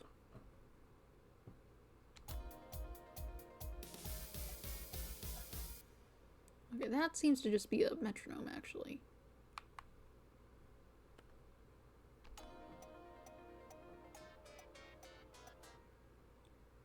Metronome and, piano.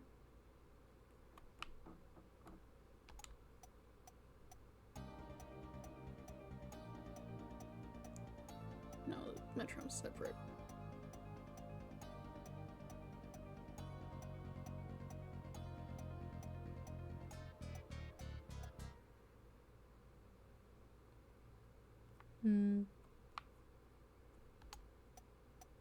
Right, metronome's up there in the corner, so this is whatever. Oh, I can turn it off. Right. That part sounds fine, probably.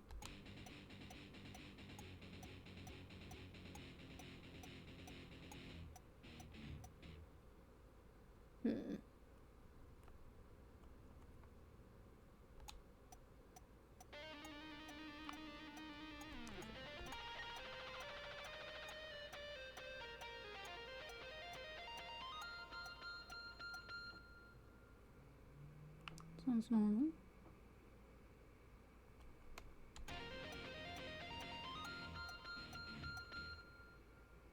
Okay, I see.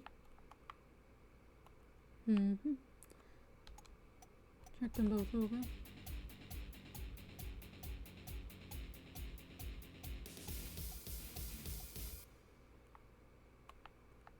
Okay, so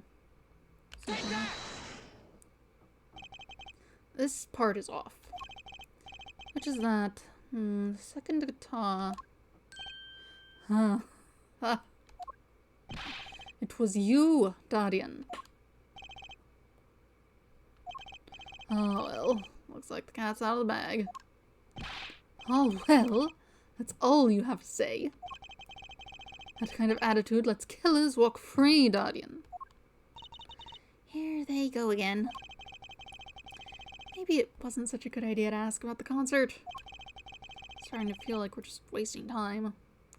Is that gonna come up again, or was it just like a mini game to play? It's all experience under our belts. That can't be bad. Mixing board added to the court record allows music tracks to be played in separate tracks. Fascinating. So I guess it's relevant. I still can't get over the title for that song. Guilty Love. You have fun, I guess. I guess we can show you things we found. Look at this brooch. Sorry, but I'm not in the mood to talk about that right now. Even I can only take so much in one day. Honey, I always thought of Prosecutor Gavin as one of those cool stoic types. The sort that never complains. How wrong I was. You want a gun? No. I guess you just don't care. Are these your keys, though? I was wondering if you knew of anything about this. But that... Does it look familiar? Familiar? It's mine. That's my keyring. I've been looking all over for it. What? This is yours, Prosecutor Gavin?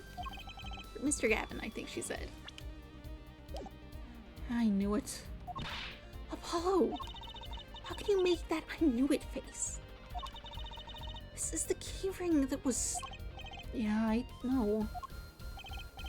Thanks. Anyway, so where did you find it? Actually, the Victim was holding it. Like he was trying to keep it from the killer, even if it meant his life. What? What? The victim? You mean Mr. Latos had my keys? Indeed. When will my trials be over? Speaking of trials, I've never heard Mr. Gavin whine in court like he has been today. Emma was right about the fop, I'll give her that.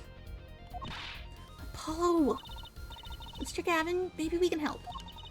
Tell us about your troubles today. I really don't think that's... Tell us. And we'll keep mum about the keyring for now. Are you blackmailing me, Fraulein?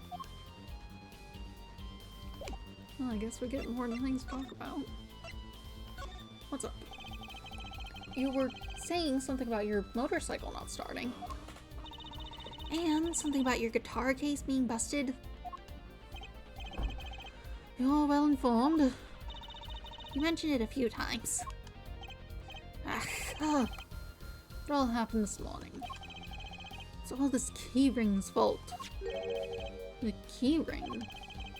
It's got all my keys on it, yeah? My bike key, my car key, and the key to my guitar case. Wait, so this keyring... It disappeared. I thought I'd put it in my jacket pocket. Prosecutor Gavin's keyring disappeared. I had to come to the concert by taxi. How embarrassing. And in order to get my guitar out, I had to break the lock. So you lost it before you even came here? To the police? Fascinating. Did someone take it from your house?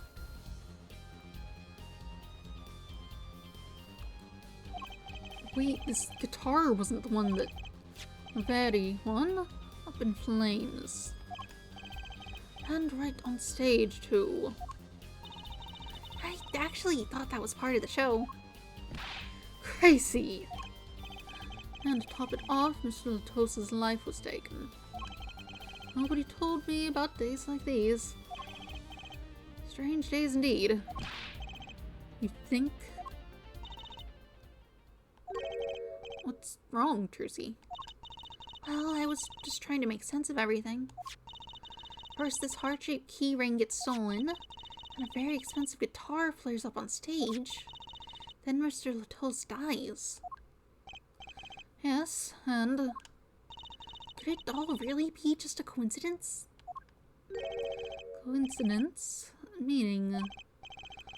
Darian, can you make sense? Can you make any sense of all this? Hey, don't look at me. What do you think, Apollo? Uh-huh. I mean, either Mr. Gavin's having a really bad day, or all this was planned. You aren't thinking what I think you're thinking. Are you, Fraulein? I am. What? Hey, don't leave me in the dark with Spike here. Name's Apollo, but yeah, I agree. Don't leave us in the dark. What are you talking about? Haven't you noticed a connection, Apollo? A curious connection between all of Mr. Gavin's troubles today? Well... I mean, they sort of all have to do with the keys having been taken, right?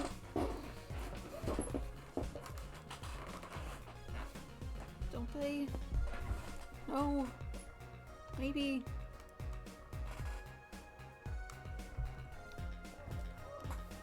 The car... He lost the keys. His guitar burnt. But he had to break into the case to get it.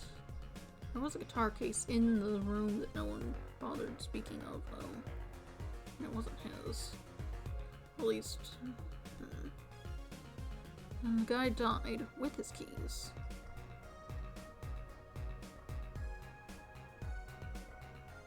Maybe... I'll play it out. No, something was bugging me too. That keyring and the guitar and the body. Slow down there, Polly. You look a wee bit dizzy. He's bluffing. He hasn't figured it out. Fess up. If you're a man, you're as clueless as I am. Or fess up if you're a man. You're as clueless as I am. Uh-huh. Oh no, give Applehead a chance. Let's see your evidence of the connection. Shall we? Evidence? I better... Think of something, pronto. Come on, let's see it. What's the connection between all of Mr. Gavin's troubles? We only got so many pieces. Oh, look at this. Stole away the keys.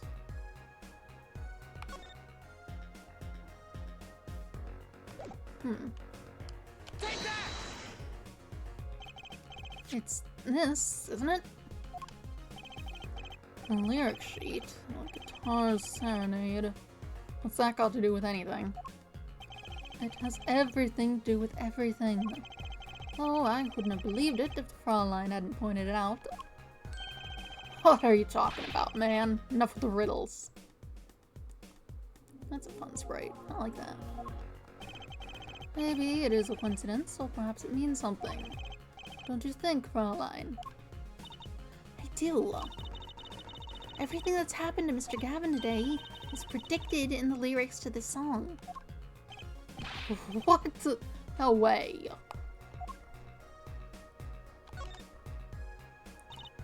Look, just think about everything that's happened to Mr. Gavin. Let's list them in the order that they occurred. I don't know. While reading this lyric sheet. First, the keyring was stolen. Not just any keyring, a heart-shaped keyring. That's right here. When you stole away the keys, my heart held on so tight. My heart held on to so tight. This is a heart holding keys. Next, his guitar burst into flame.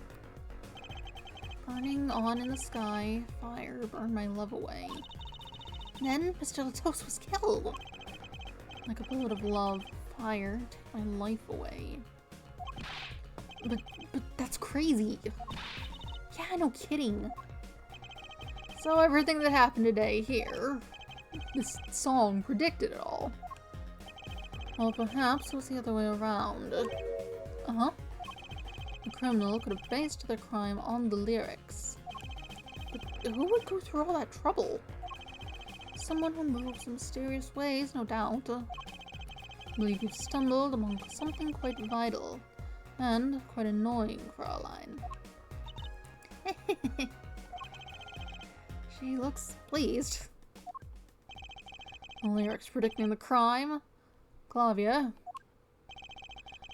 seems a bit more than just a coincidence to me. I have to agree. The keyring, the guitar, and the murder. There's that whole verse that's just kind of ignored though, right? What's it saying? Pleasure, fleeting melody, wraps around me through the air I fly. Not super useful. And the murder. The keyring might have been dropped. The keyring might have been dropped by accident. Yet the victim was holding it. Hard to think that it was unconnected. That's true. Prosecutor Gavin's as calm and collected as ever. So the criminal matched their actions to the lyrics? That sounds likely. Why would anyone do that? I mean, first off, we need to know who knew the lyrics ahead of time. Far enough ahead of time to acquire the keys and bring them here. And to set up the guitar burning. It would have been, Lamidar and potentially the kid. He had to play the actual piano part, so he probably should have seen the, lyrics at some point for that. Even, or not seen, I suppose, since he's blind, but heard them, I guess. But other people in the production might have been involved, or at least known about it as well. Why would anyone do that? Right. While we think about that, I'm going to get cracking on the biggest crime here. I'm going to talk to the Borginian embassy about Mr. Latos. Alright. Thanks, Darian. I'll leave the pondering and the mysteries to you. I'm out of here. A foreign national, Mr. Latos, was killed. It seems like that would have been the point of all of this. But they did more than that. They left us with not only a murder, but a mystery. Mr. Gavin sure is irritable today. Maybe this is the real Prosecutor Gavin we don't get to see in the courtroom. I've had enough, frankly. If you find any more mysteries, do me a favor and keep them to yourself, yeah? Yeah. I guess this is all we're going to get from Prosecutor Gavin. That leaves Lamidar to question. Prosecutor Gavin, do you know where Lamidar is? I had her go to my dressing room. She definitely wasn't there when we went there, but sure. With that pianist, Machi Tobaye.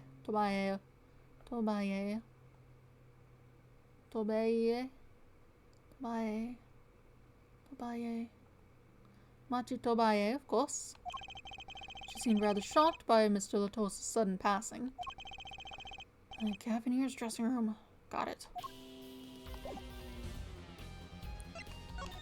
I'm gonna have a bit of a difficult time talking to her, since she doesn't speak English.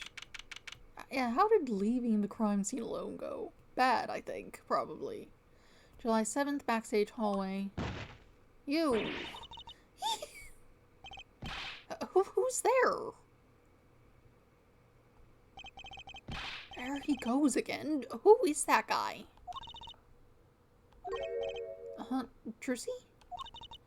No, he did look sort of familiar. So he is a friend of yours? No, that's not it. Sorry, I don't remember. Curiouser and curiouser. Let's just check back in here, make sure nothing died badly. Fell apart. Everything seems fine. He's dead, but, you know, that was probably the worst way to phrase that. Make sure that nothing bad happened. Everything looks fine. The same as when we left it for now. July 7th, Gavinier's dressing room. Lamidar. What has happened? I heard that Mr. Latos has died. Lamidar, you speak? I mean, you speak English. Yes. I was invited here from the Republic of Borginia, but I am not Borginian by birth. But wasn't Mr. Latos your interpreter? That, yes. Well, it was Mr. Latos's idea. I thought it would add to the mystery, you see. Then your pianist is also... No, Machi Tobaye is Borginian. He does not speak English. Now, please tell me what has happened to Mr. Latos. Why did he... Actually, Mr. Latos was... Drusi. Huh? Remember what Prosecutor Gavin said? Not a word. But Mr. Latos is Slamidar's manager. That's not fair to her. I mean, isn't she a related party? Precisely who Prosecutor Gavin doesn't want to alert, I'd suspect. All we've been told is to wait here in this room. It is very unsettling. I'm sorry, we're trying to figure it out ourselves. Do you think I could ask you some questions? Of course, I'm always willing to help. She's as calm as she looked on stage. Can't put my finger on why, but I like the Slamidar. What is it, Machi? What? But you'd be alone. What seems to be the problem? Machi is not good around strangers. He wishes to go out for a breath of fresh air. Would that be alright? Sure, of course. Stay out of the other room. Very well. What is it you wish to ask me about?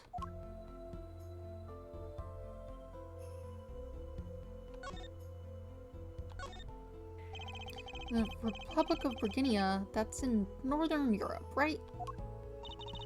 I've never even heard of it. I started out singing in a restaurant, and a producer called me. Before I knew it, here I am. You don't say. No, my daddy played piano in a restaurant. Producers tend to look for talent, Drusi. Lamidar, you're not from Borginia originally? Were you born here? Well... Oh, is that supposed to be a secret? Image is everything when you're a star. I know a bit about that, of course. Ah, yes, it is something like this. Contract, you might say. I'm also not to speak anything but Borginian in public. Image is important, I guess. She's not all image, though. Her songs are lovely. A real landscape painter in sound. A painter in what? She travels the world, turning the sights she sees into music. That's the secret to your music's beauty, right? You're very perceptive. Oh, I use your songs all the time in my stage act. I don't have to pay royalties for that, do I? Stop while you're ahead, Drusi. This landscape painter in sound, too, is an image. Yet without it, my songs would not be so widely heard. They even call you the siren of the ballad, right? Yes, in Borginian, Lamidar means the siren. I fear that perhaps already I am not the siren I once was. Right. One thing I had to do at 9 o'clock. It should take like maybe 30 seconds. Maybe a minute. I'll be right back. What?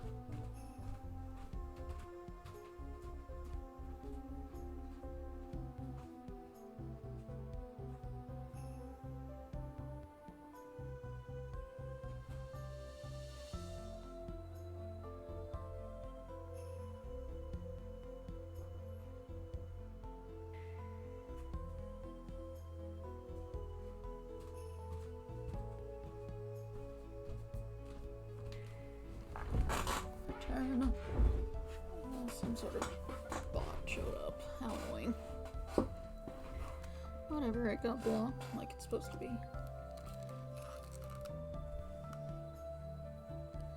I don't know what those things are trying to advertise.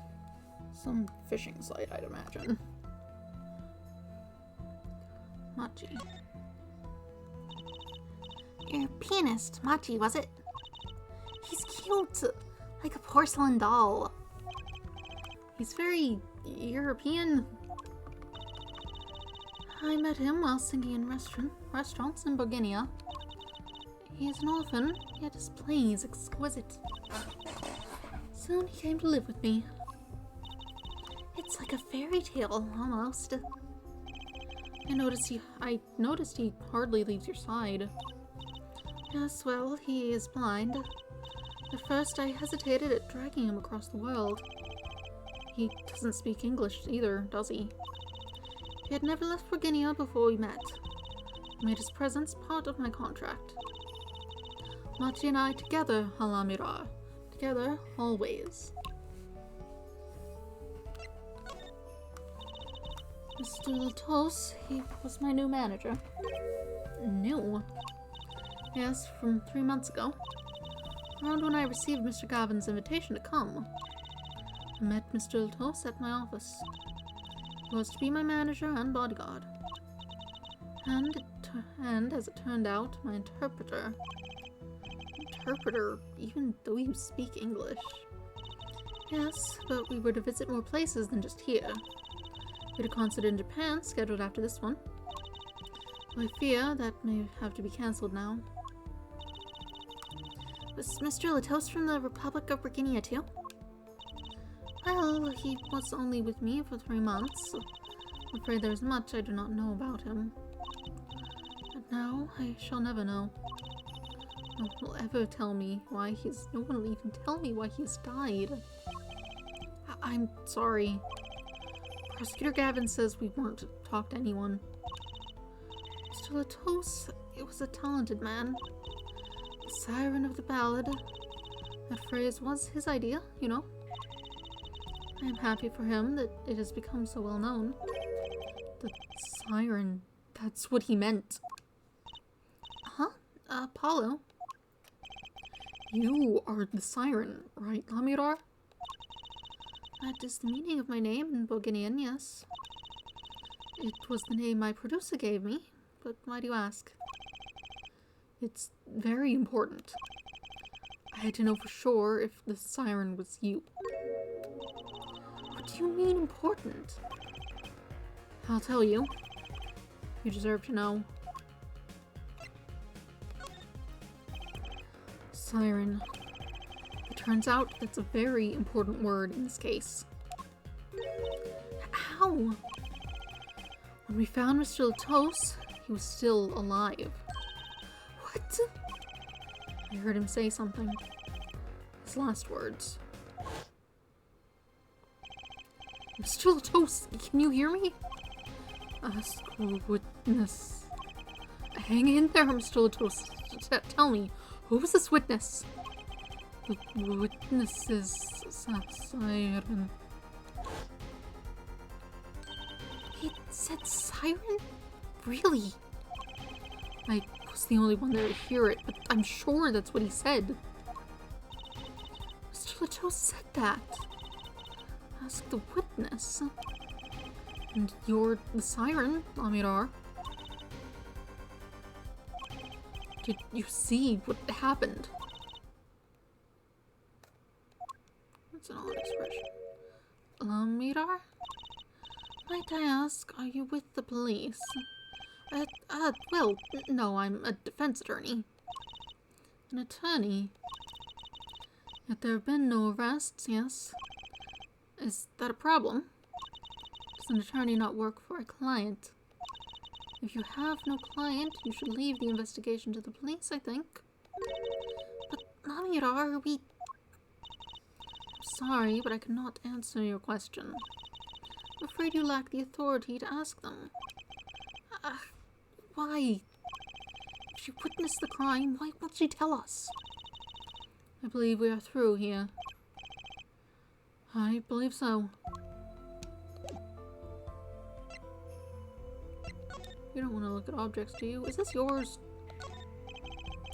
That reminds me. Does this brooch look familiar to you?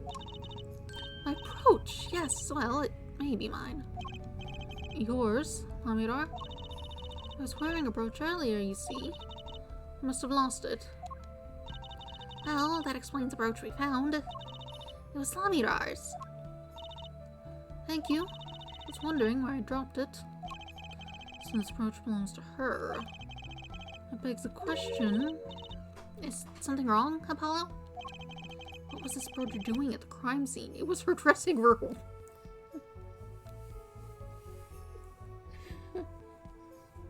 What do you mean? Like, it was at the crime scene, but the crime scene was her dressing room. So that's like a normal place for it to be. Thoughts on the lyrics? Do you mind taking a look at this, Lamidar? I'm sorry, I'm not sure what to say. I wish I could help you. Don't worry about it. Certainly one of the most pleasant refusals I've had. How about your postcard? This is you. No, you don't care. Whatever. Let's go see if the kid has messed anything up. July 8th, 12:22 a.m., backstage hallway. Whoa, who's there now? That's you. Where were you? Emma. Is something wrong? She looks grumpier than usual. You bet something's wrong? The impossible's happened. It's all your fault, you know. Oops, maybe this is about us leaving the crime scene. What do you mean by impossible? Well, it's gone. Utterly gone. What's gone? The body, stupid? What else? I don't think the kid could cart that off. Maybe it's our mystery magician. Mr. Latos's body has disappeared.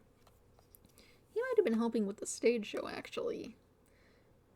Because they definitely had that scene where the cape, where she, like, disappeared and the cape flew over to the other platform and then she was there.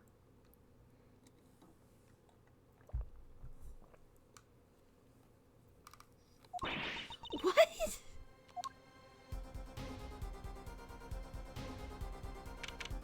July 8th, Lamidar's dressing room. Prosecutor Gavin. From your vacant stare, I gather you've heard the news. I heard Mr. Latos's body has gone missing. Look for yourself. Quite the pickle. Quite the pickle. How can you just stand there? We have to start the investigation. There's no need for alarm, Shoreline Detective. All entrances and exits have been sealed. The body will not leave the building. So I suggest we go find ourselves a cadaver. There will be plenty of time to ponder the whys later. Well, you seem pretty sure of yourself, Mr. Gavin.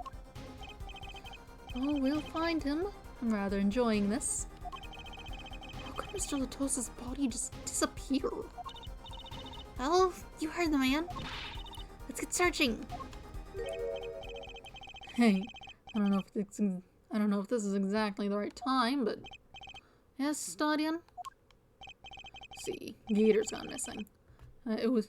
Gator's gone missing. It was in the dressing room. Gator? Who's Gator? That's what I call my guitar. You like that, man? Your guitar was stolen. This hasn't been a good day for guitars or Gators. Okay, body first, then guitar. And if someone finds that guitar, please bring it to our dressing room. Gator's like a missing person, not lost and found, man. Yeah, we kind of have a slightly more pressing problem. Well, this sure is a... what did he call it? A sausage? No, wait, it was a pickle. It's your pickle. I told you to stay in the room. Sorry. Not much else I can say. It's alright. Top priority now is finding that body. You can make it up to me later. 10 bags or so of chocolate snackaroo should do the trick nicely. You should watch your sugar intake, Emma. What is that she's got around her,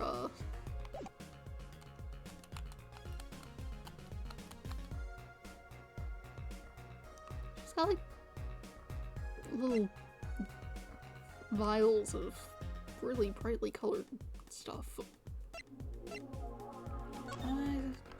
Well, I guess first thing we'll do is look at the area it was taken from, see if there's anything new to be seen.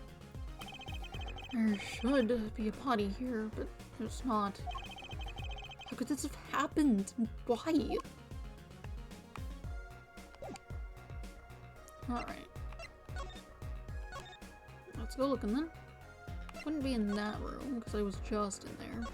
Take a peek anyway. There's already other people who think, no, you've left. Alright, bye. Either that or we just can't talk to you while we're doing this. July 8th, 12:57 a.m. in the wings. Was that stage part up before? Last time we were here? Does something seem different to you, Apollo? Something is definitely different here. Let's check it out!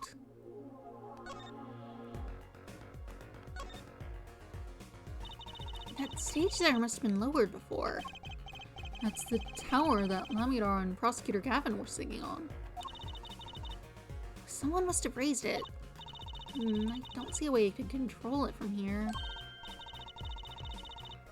Apollo, what about that ladder there against the wall?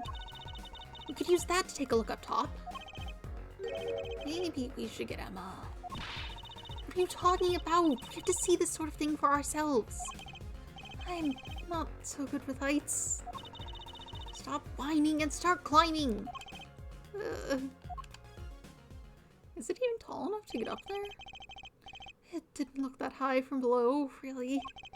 But when we got to the top, I felt every one of those 15 feet down. Of course, I wasn't thinking about the height anymore. Not after what we found up there.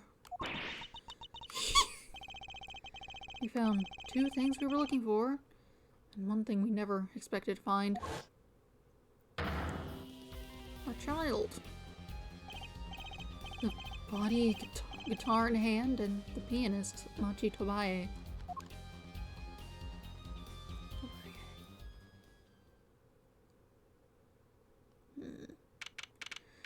July 8th, 10:09 a.m. Write Anything Agency. Wow, that concert last night sure went south in a hurry. No kidding. Why did they arrest Machi? Why? I don't think he could have dragged the body all the way out there. He's kind of small. Don't look at me like it's my fault. Machi Tobaye, the blind pianist, arrested on suspicion of murdering Romain Latos. I can't believe such a cute little boy could do something so horrible. Especially with a gun like that. I guess they have proof of some kind. What proof could possibly prove that? Warning. Prosecutor Gavin? What a night, eh? I apologize for being so upset. Mr. Gavin, do you know what's going on? Why did they arrest Machi? Why? Don't look at him like it's his fault either. It was tough for me too. We performed together that night after all. Yet. Powers that be say that given the circumstances, it could only have been him. What do you mean by the circumstances? Lamidar was invited from Buginia as an ambassador of goodwill.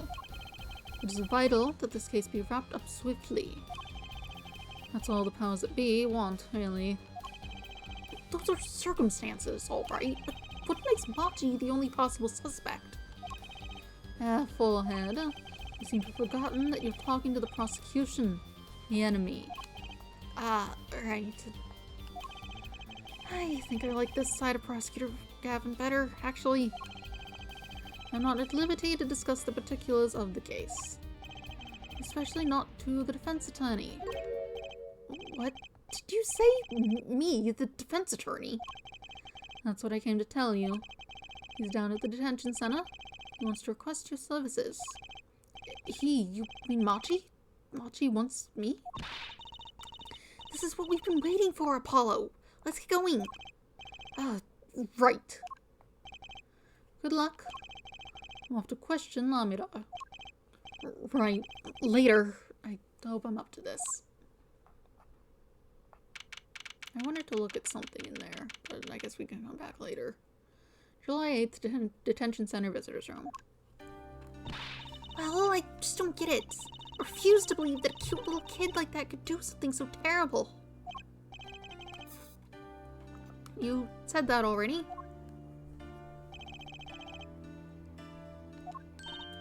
Machi, everything's going to be okay.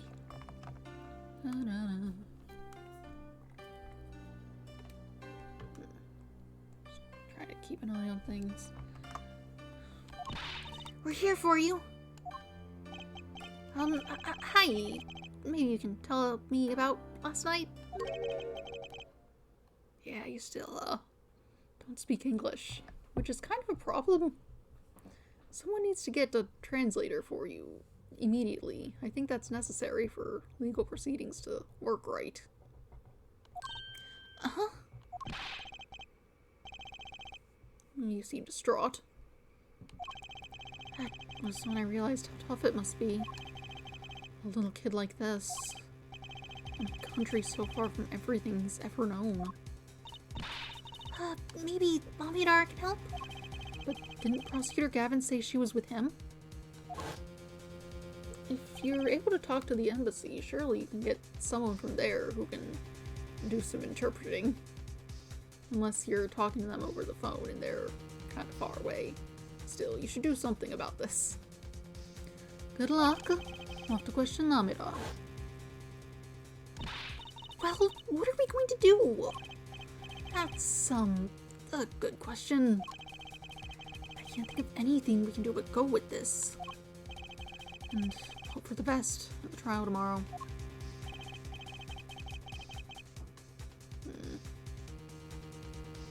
Be continued.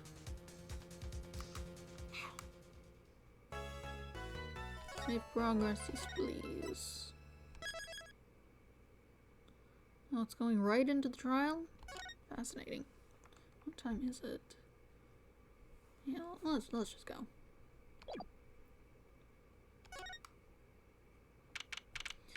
July 9th, 10 a.m., District Court, Courtroom number 3. Court is now in session for... How do I say that? Machi Tobaye, Your Honor.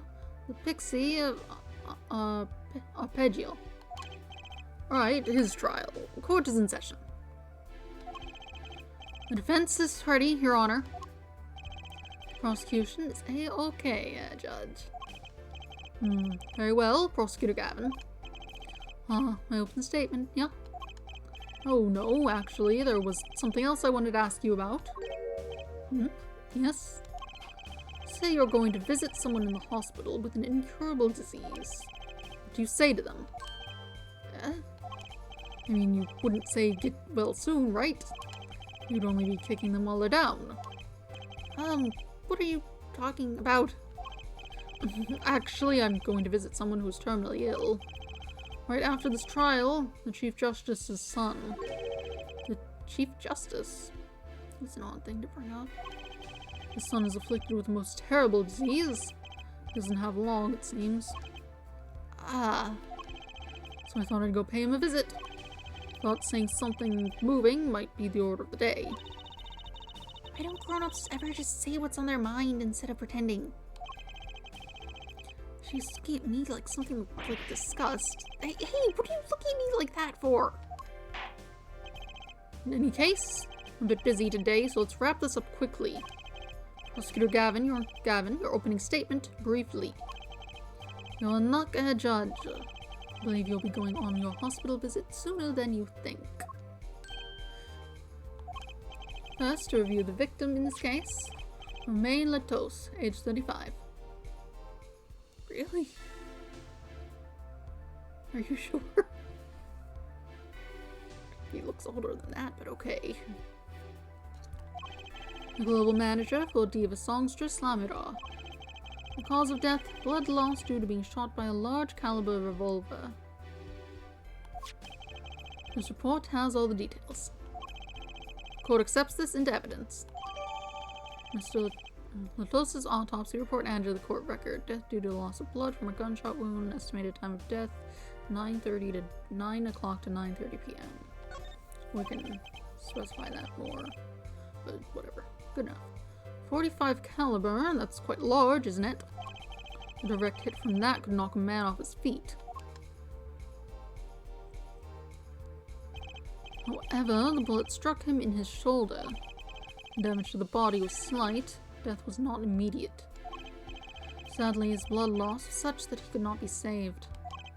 I suppose the victim's condition could have been much worse, considering. Crime scene. Crime photo added to the court record. This one's in color. Where'd you get that? I guess, Emma must have taken it, probably. 2 shots were fired. 1 shot missed, the other penetrated and passed through the victim's shoulder. Both bullets were found in the wall at the scene. Observe the diagram. This is where the bullets hit. I see. The court accepts this evidence. Diagram added to the court record. Cool. If we're talking about a 45 caliber revolver, we must assume that the killer was adept at the weapon's use.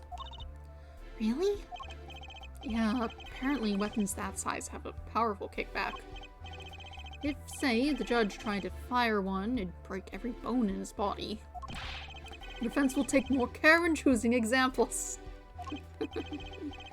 As I was saying, the victim was shot backstage in a dressing room. The dressing room has only one entrance, this door. That does seem to be the case, yes. However, there were witnesses who heard the gunshots.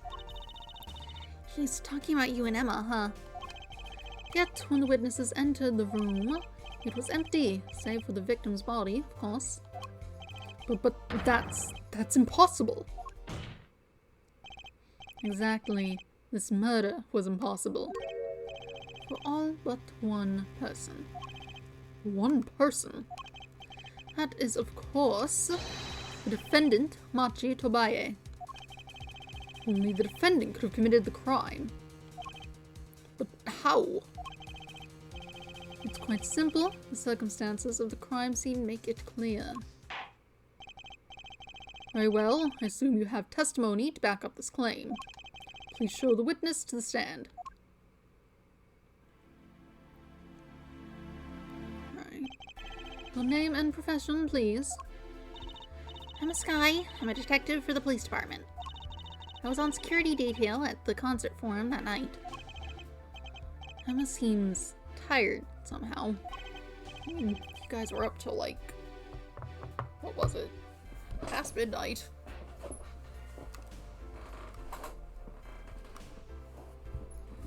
Actually, I guess it wasn't the night before, because you got up and you went to see the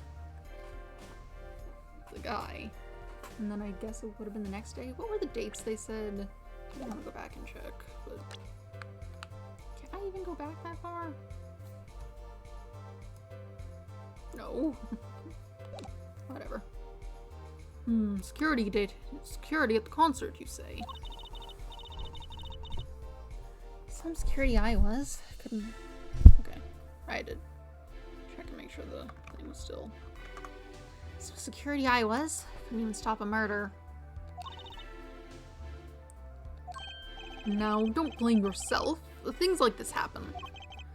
I've made even bigger mistakes in my career, you know? I'm sure that makes her feel much better. I want to hear about these bigger mistakes.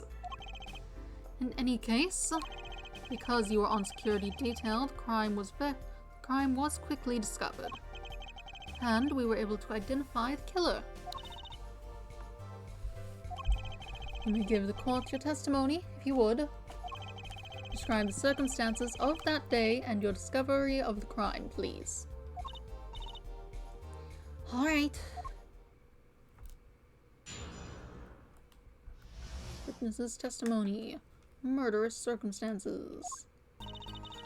The night of the murder, I was on security backstage at Prosecutor Gavin's request. Only people involved with the concert in some way were allowed backstage. At the beginning of the third set, I heard shots. I went into the room, filled with blaring rock music, and found the body. I examined the scene and determined that only the defendant could have done it. It was lucky that a detective was the first on the scene. But the door was the only way out of the room, right? Yeah, pretty much.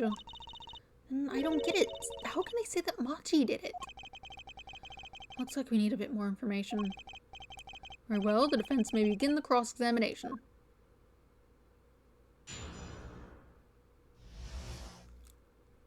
Alright. The murder backstage. Alright, what's up? The night of the murder was the night of the concert, yes? That's right. What was the detective doing on security detail, might I ask? If it was only a concert. My thoughts exactly. But orders are orders, even when they come from rock gods. Prosecutor Gavin. Yes, allow me to explain. I smelled something that day, you might say. Stench of conspiracy. That day at the concert hall. Conspiracy? Well, isn't it obvious? My keys! That whole morning, no, the whole day was ruined. It's all because someone stole my keys. I couldn't ride my hog to the show, I couldn't open my guitar case. There he goes again. Isn't it possible that he simply misplaced them? Misplaced them? Misplaced items don't just wander into a murder victim's hand on their own. What's this? Prosecutor Gavin, if your keys were in the victim's hand, that makes you a prime suspect. I think he was actively on stage at the time, so not really. Love, slow acting anew. After Queen is waiting for you. After Queen 9. I don't know what that is. He's singing something. Does everything with this guy have to be so over the top? The killing happened in the middle of my concert. I was like a sailor adrift on a sea of sound. Anyway, I didn't want anything else stolen. So I put the detective with the most time on their hands on the task. I see. I can accept that. Well, I can't. What do you mean time on their hands? Please, the testimony. Dog food.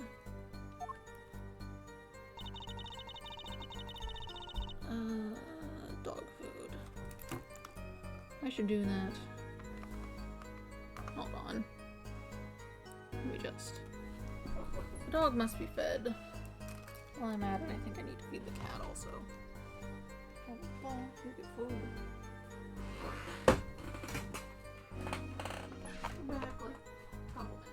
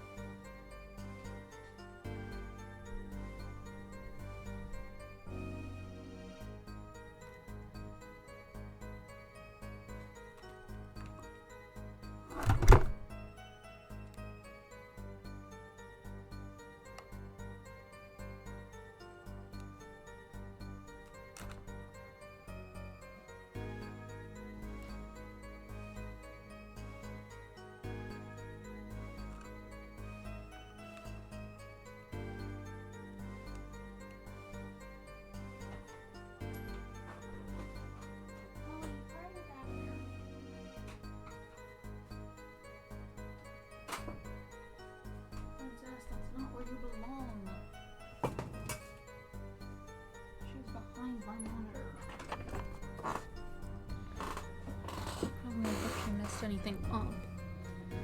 We're letting the sun in. The sun. Whatever.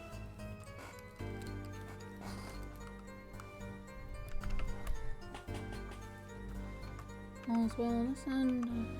Yes. Oh wait, hold on. I need to turn off the text. There we go. Yes. Okay. Only people involved with the concert were allowed backstage. We were let in, though. I didn't know about that. I certainly didn't invite you. I gave the Fraulein special permission to be there. I wanted to see her again. Oh boy, did you hear that? We're officially involved now. Gee, great. Some of the other hangers-on tried to get backstage, but I drove them off. So no other outsiders were there then. And then, at the beginning of the third set, I heard shots. I believe we were having a chat while we heard the shots. you were the one chatting. I was eating snackaroos. Hey, no stacking in court. And you're sure the shots came from Lamidar's room? Yes, absolutely. Hey, I'm the one being cross-examined here. Here, this'll keep you quiet. Thanks. So how about it, Emma? You were right there. Hard to be mistaken about that. Please either talk or eat, not both at the same time. Right, so after that, me and Mr. Laura there opened up the dressing room door. I went into the room filled with blaring rock music and found the body. Rock? Blaring, yes. When you say rock, are you referring perhaps to this rock and roll music that's so popular these days? That's right. We went into the dressing room. Music was blaring over the speaker on the wall. They piped sound from the stage into the backstage through the speakers. That way people in the back can hear when they're supposed to be on stage. Did it have to be so loud? You don't listen to the Gaviniers with your ears.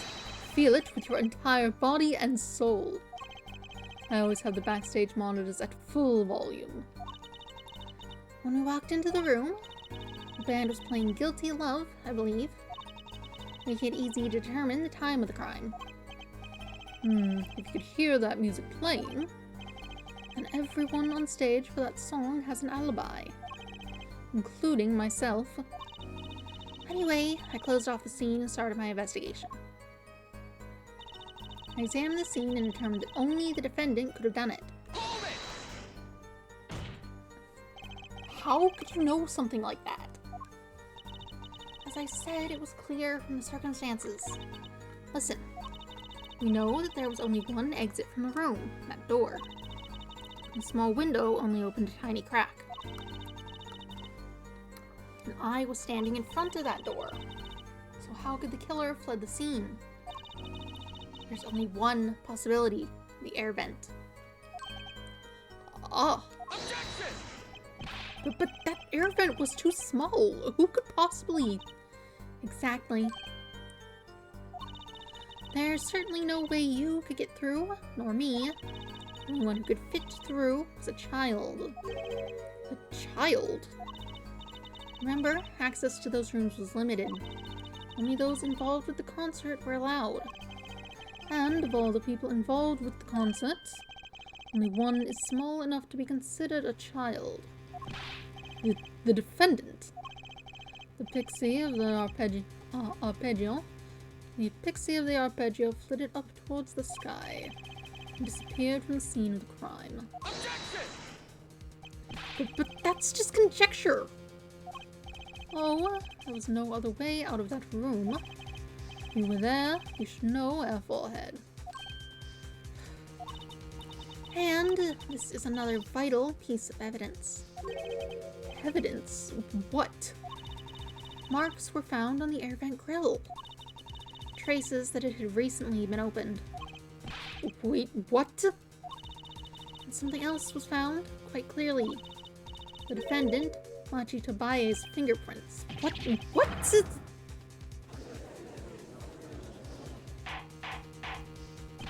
Order, order, order! That air vent was the only way out of the room. The defendant's fingerprints were found on the grill. Well, Air Forehead, what fairy tale does this suggest to you? Only one could pass through that vent, that doorway to heaven, and that one is our Pixie. Why are you looking at me, Apollo? Hey, I was out whooping it up in the audience. So this was his decisive evidence. Quite decisive indeed.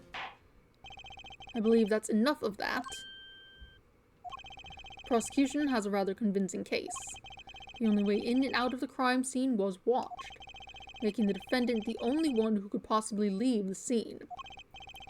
Simple and decisive.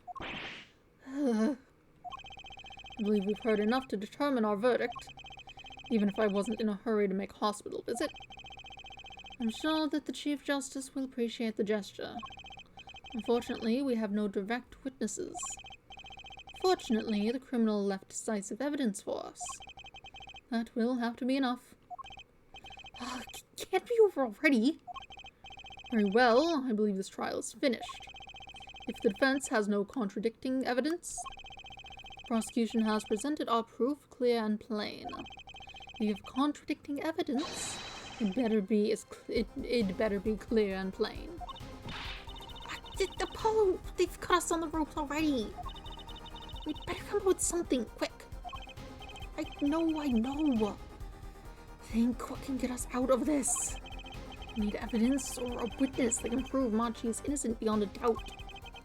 Without that, Mr. Justice, you have contradicting proof that can overturn the prosecution's case. If you do, you'd better tell us about it now. This is it, and so soon. If I mess this one up, it's all over.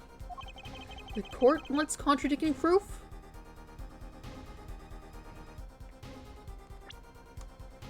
Let me just see. I believe what we want to do is call a witness here. Call in, Lamirar.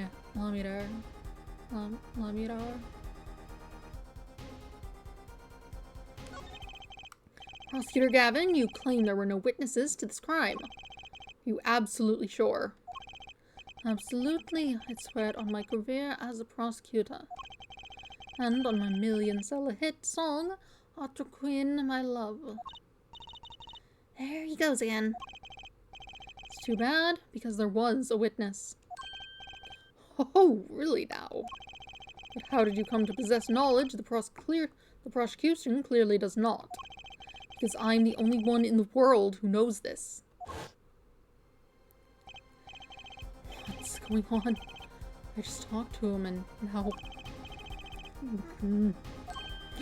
He's alive. I'm still a toast. Can you hear me? Cold. So cold. Witness. You're cold. Don't worry, you're going to be fine. Elva's on the way. Can't see. Hang in there, I'm still a toast. Tell me, who was the witness? The witness is Siren. What the? The victim said this before he died. Perhaps he did, and perhaps he did not. What do you mean by that? All we know is what Air Forehead says he said. There's no testimony, especially since it comes from the defense attorney himself. Objection! But it's the truth! He said it! I even told you about it! But apparently you ignored me completely. It's my policy to fully investigate everything I deem relevant. Clearly, this rookie lawyer thinks he can tell me how to do my job. That's enough. Mr. Justice, we need clear, contradictory proof from you. This witness of yours unknown to the prosecution. I hope you're right. Failure carries a stiff penalty. Perhaps a stiffer penalty than usual is called for. Ugh, there's no backing out now. Let's hear the name of your witness, Mr. Justice. Here she is. Lamiro. Recall Mr. Latos's last words. The witness is Siren. The siren. Aha! He meant the siren. That's right, the siren of the ballad, Lamidar. Lamidar was only on stage for the second set, and she had access to the backstage area. She could have been a witness. I see. Well, Prosecutor Gavin, my claim still stands. I was no witness to this crime. Very well. Let's hear it from the horse's mouth then. Shall we? I can speak. We will now take a break from Detective Emma Sky's cross-examination. Please show Lamidor to the witness stand. Lamidor would say nothing the night of the murder. Not today, though. Today we'll drag that story out of her no matter what it is.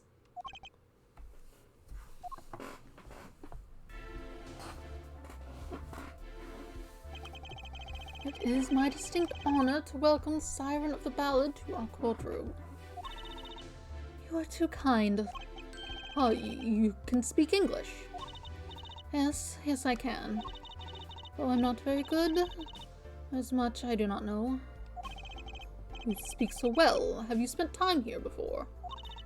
Actually, I do not know how I came by my knowledge of your language, nor where I studied it. What does she mean she doesn't know? I too thought to call her as a witness, but I did not. I had a reason, of course. What's that? Lamidor suffers from amnesia. Amnesia? Lamidor is not my true name, yet I remember nothing of the time before I was given it. Nothing of the time before I started singing on stage. Oh, she's even more mysterious than I thought.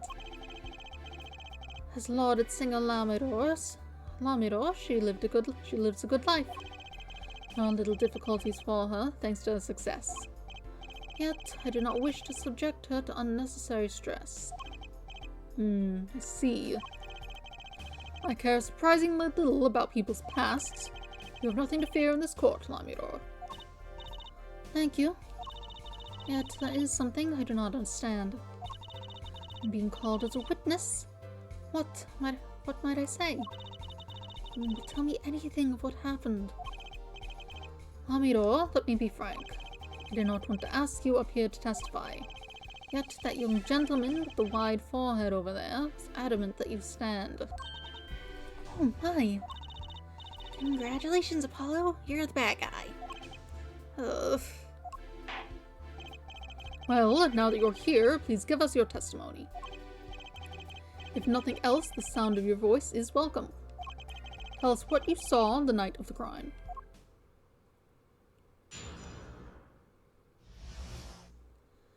What I saw. As for what I saw nothing. That night, I was invited to sing on stage, and this I did.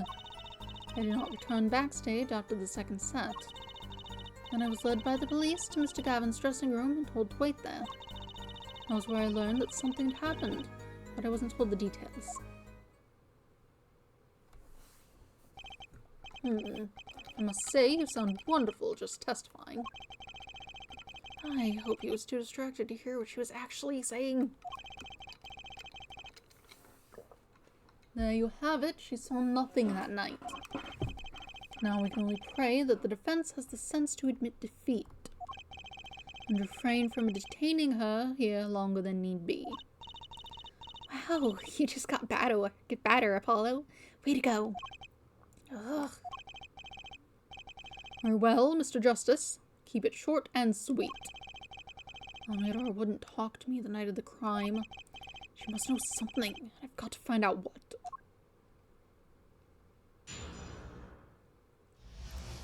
Yeah. I saw nothing. But you must have seen something. Mr. Latos named you. Mr. Latos. How can I tell you what I don't know? Lamidar. He said you were a witness with his dying words.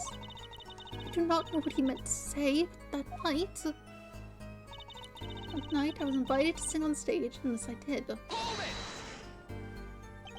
It was a great concert. You heard me sing? Thank you. I was hoping to get an autograph later, actually. Of course. Mr. Justice, this is a cross-examination. You're out of line. If anyone deserves an autograph here, it's me. One on my gavel would be nice. Judge. What's this? It is my autograph. Now keep this trial moving. What? Oh, my grandchild will be so happy.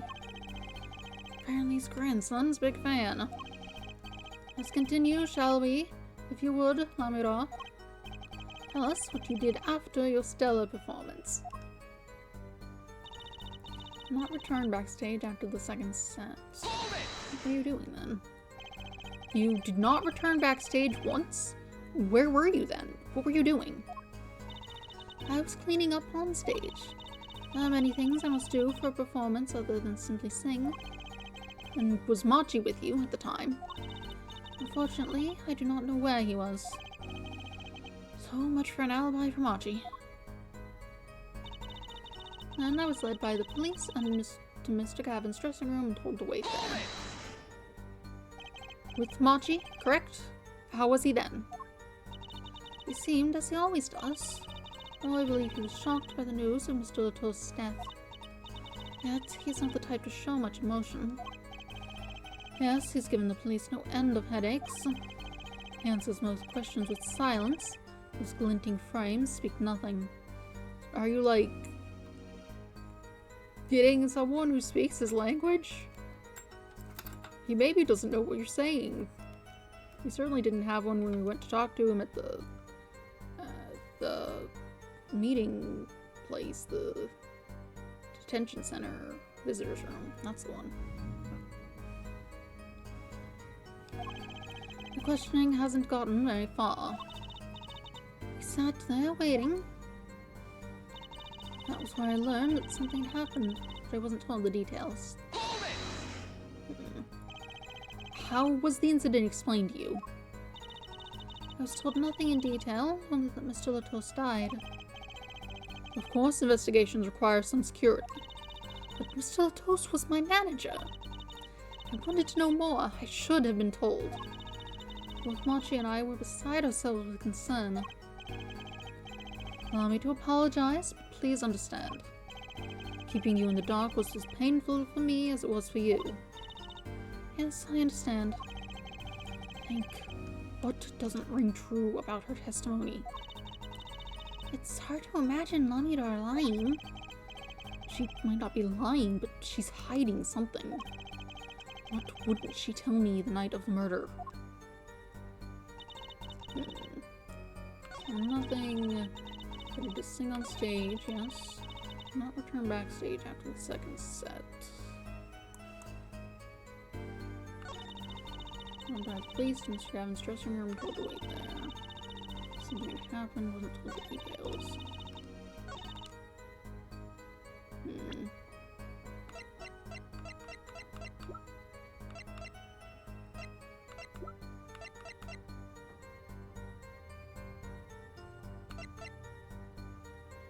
Do you want this?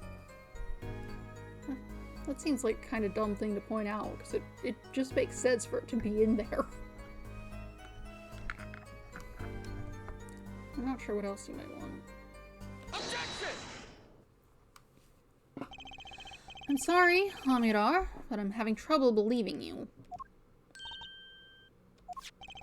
You remember this brooch, do you not?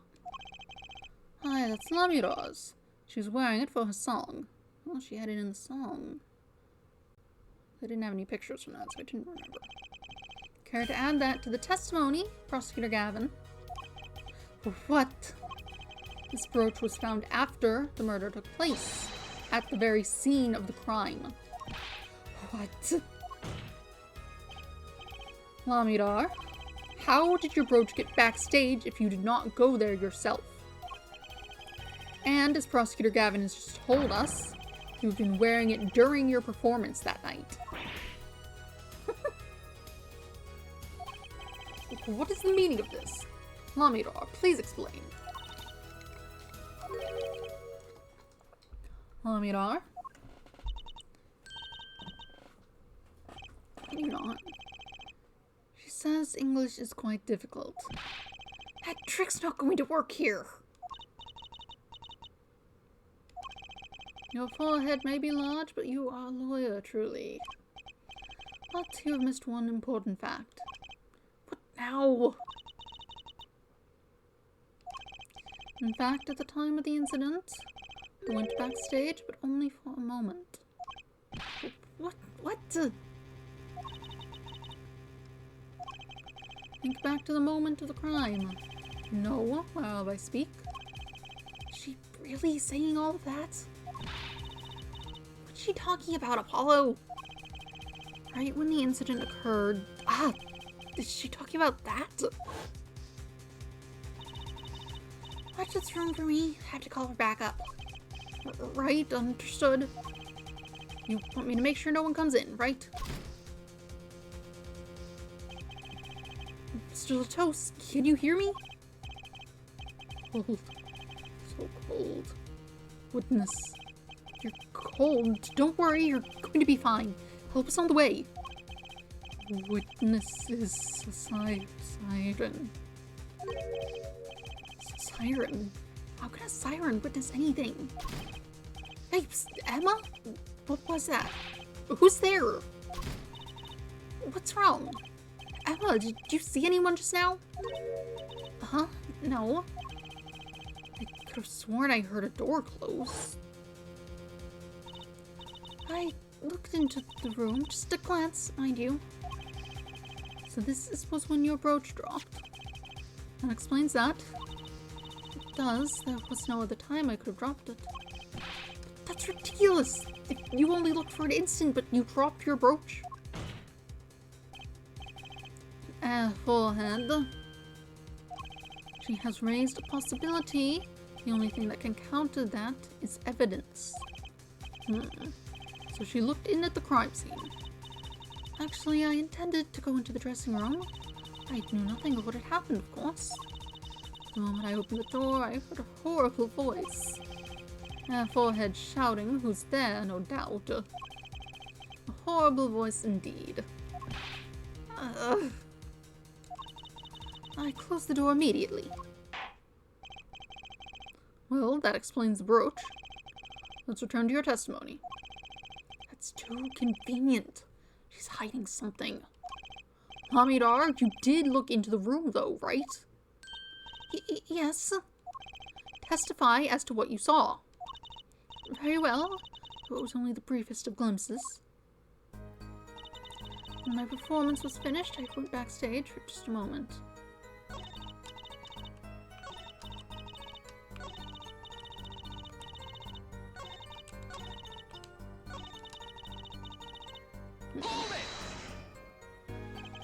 What did you see in that brief glimpse? I had only opened the door slightly when I heard that horrible voice. And shut the door. I've always wondered, Forehead, does that voice of yours lack a volume knob? It's my cords of steel, man. Just back off.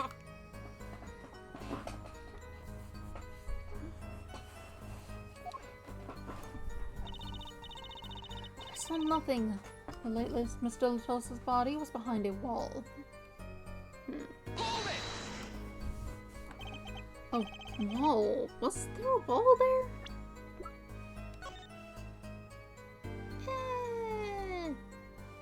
Kinda. I mean, if the door also opens that way, then that could also block it.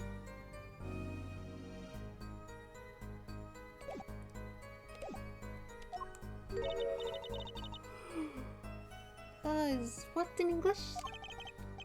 A division, or partition, I believe. It was a large dressing room divided into 2 halves. And the murder took place in the inside half. I guess that partition might have hidden the body.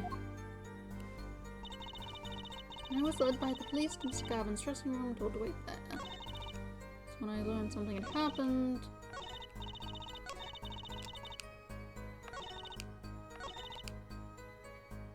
Saw nothing.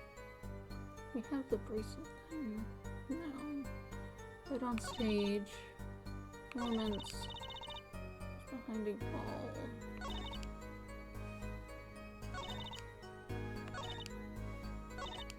I mean, let's look.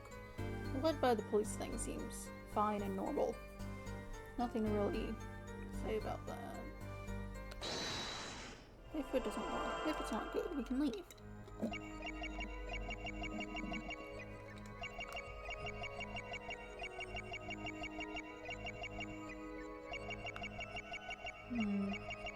Can't see your body.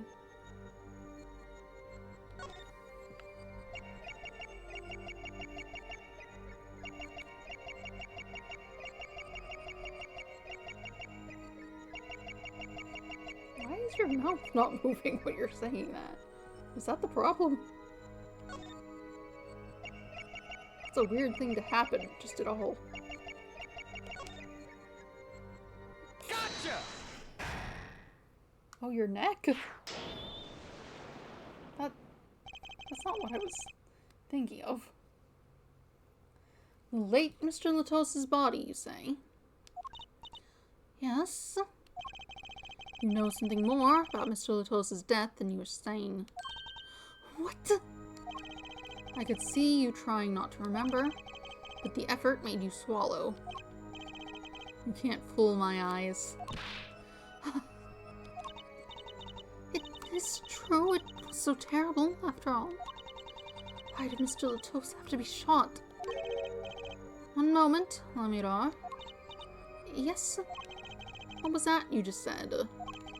Why did Mr. Latos have to be shot? Yes? She was hiding something, I knew it. Lamira, I'm afraid you haven't realized it, but your words just now contradict your testimony. How could that be? Take this. Lamira contradicted her own testimony, and I have the evidence to prove it.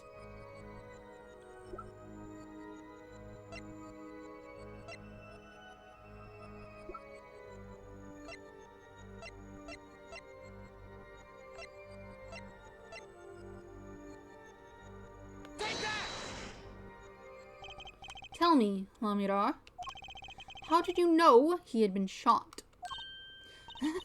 Well, Immediately following the incident, a gag order was placed on the scene. This is a document proving that. In your testimony, you told the court, no one told me anything about the incident. Furthermore, you testified that you had seen nothing. Yet you knew that Mr. Latos had been shot. How could you have known? Alright.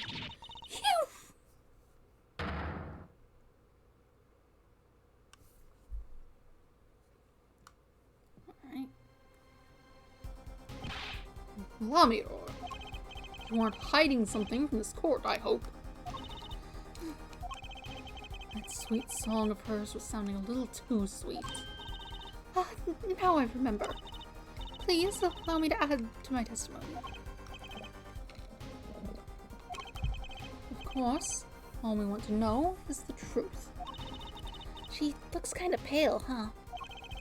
She saw something, I know it. Even the victim said so.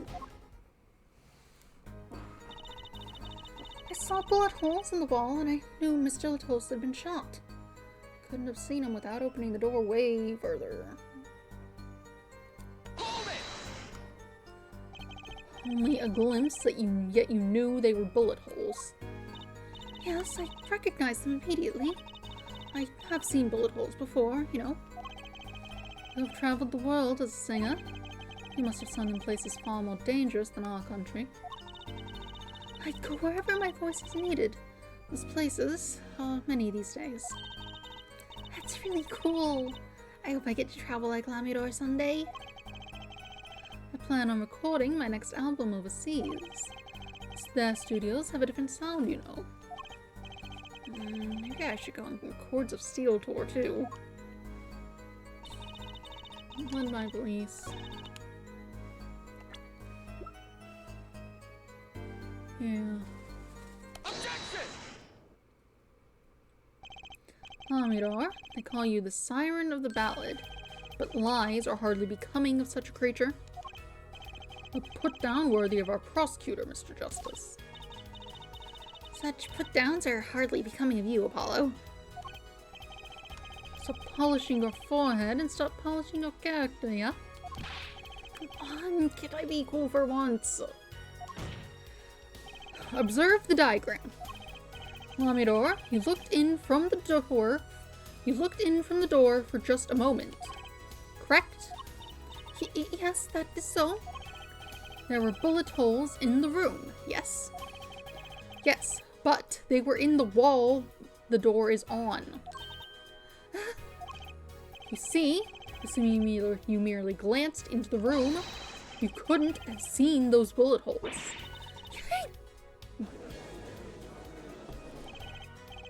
Lamidor. Yes. I'm afraid the defense has raised a good point. It appears you've been holding back something. And I must tell you what it is that I saw. Yes. The happenings in this trial are being recorded. And I'm certain it will be on the news in Borginia. You understand your reputation is at stake. It falls to you to avoid tarnishing it. Personally speaking, I still believe that cross-examining her will yield us absolutely nothing. But she knew how Mr. Latos died, and he named her as a witness. You must have seen something, Lamidor. Very well. Lamidor, please continue your testimony. Very well, I shall. Witness testimony. What I saw too. I was on my way from the stage to the backstage exit. There was something like a little window there. That's how I saw it.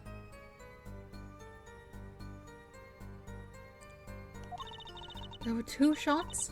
I couldn't do anything to stop it. But it wasn't Machi. It was a grown person. I know it was. I feel like you should have said that immediately. So you did witness the crime. And the killer was a grown person, you say? This is my first time hearing this, I assure you. Nice play, forehead. Very well, Mr. Justice, you may begin your cross-examination. Great going, Apollo. You were right about Lamidor. What's wrong? You don't look too happy. This whole thing smells fishy. That's what's wrong.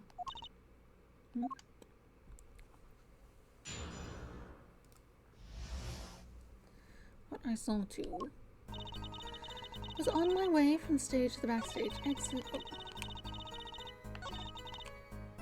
Hold it! So you were heading toward the dressing room? Yes. This is a little before she opened the dressing room drawer and dropped her brooch. About the same time Emma and I heard those shots. I was on my way back. There was something like a little window there. That's how I saw it. Hold it! What exactly is something like a little window? Yes, well, window is the best word I know in English. I think this is how it is said, yes? Need not worry, Lamidor. Your choice of words is impeccable. I should have refilled my water when I went to feed the dog. There is a small window in the dressing room in question. Perhaps the defense remembers this detail? That little window on the wall. I saw the crime from there. There were 2 shots. I couldn't do anything to stop it. Hold it! You are certain you heard 2 shots fired? Yes, quite certain. I was on my way to the backstage exit. This was when I heard a faint sound, like a gunshot. Wondering what it had been, I peered through the window. Faint. That is when I heard the second gunshot, much closer. And there were 2 bullet holes at the scene. No contradiction so far. It all happened on the other side of that window. There was nothing I could do. But it wasn't Machi. Hold it! It wasn't Machi who shot. Are you sure? Yes, quite certain. It amuses me that you would question her testimony. It is testimony in your favor. Isn't it my job to object? Yeah, Apollo, what were you thinking? Trucy, let's just listen to what Lamudara has to say. Can you tell me how you were so sure? Yes, of course. You see, It was a grown person. I know it was. Hold it! A grown person? That's a little vague. I'm sorry. My skill with your language is lacking, I know. Certainly, you could at least see whether the shooter was male or female. It was a man, a young man. And you're sure of that? Yes, his voice was quite clear.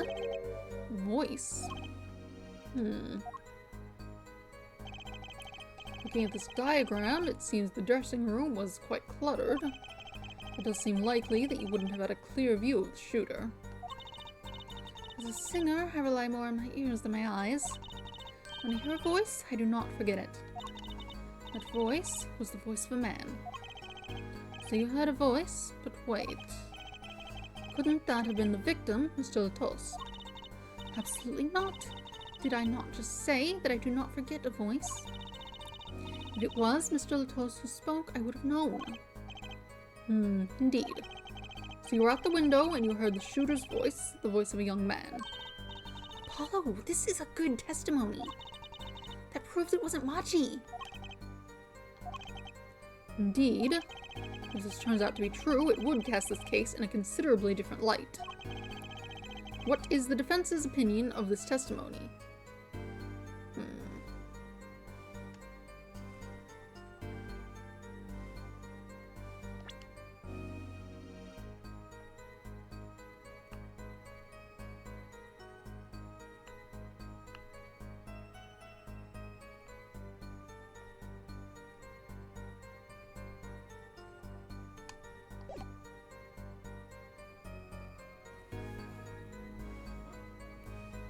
Kind of doesn't fit with how do they leave.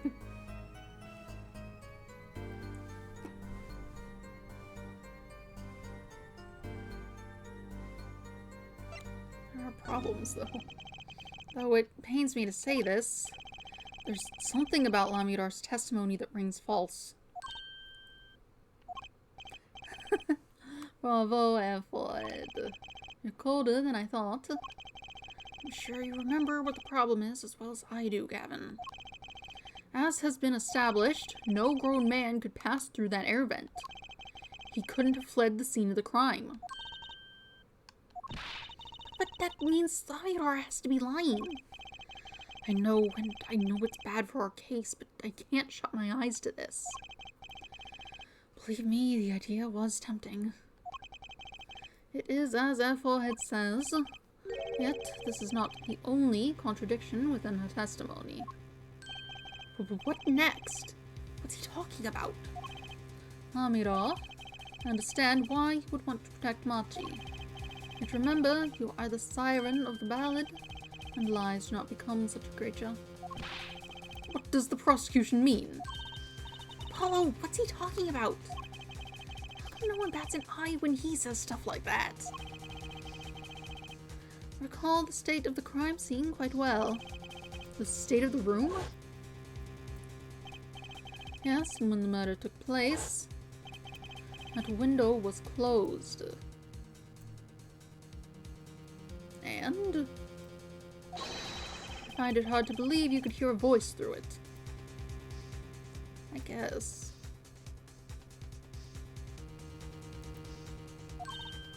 What? But I'm sure. Lamira, I have nothing but the highest regard for your musical sense, but my opinion of you as a witness is somewhat lesser. Objection! But she's the only eyewitness we have. Objection! So you say. And the victim named her, the Siren, as the witness. That's right, that's what Mr. Latos. We heard your claim, we even entertained the possibility, and it brought us to this. Judge. Yes. Prosecution requests that the witness be excused.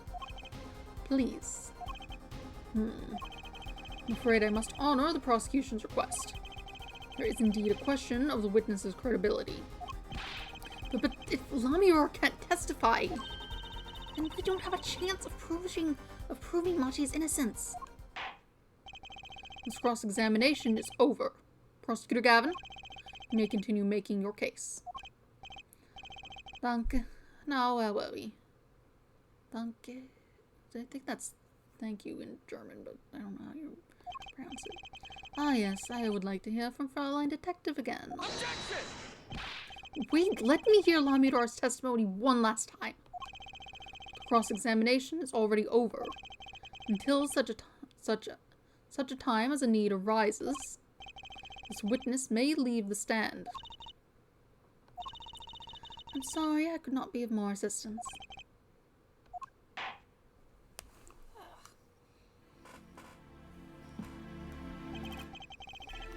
At last, back to the real trial. Ready, our forehead.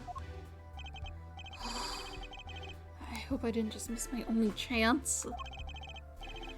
Fraulein Detective, how far had we gotten until we were so rudely interrupted? Don't ask me. I dislike saying the same thing twice, and I never repeat a song for an encore. If you would, Miss Sky. I believe I was saying that the only way Mr. Latos' killer could have escaped was through that air vent on the ceiling. Ah, yes, there was only one door in the room.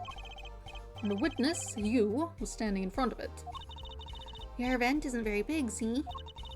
Kinda limits the people who could possibly get through. I certainly would have a difficult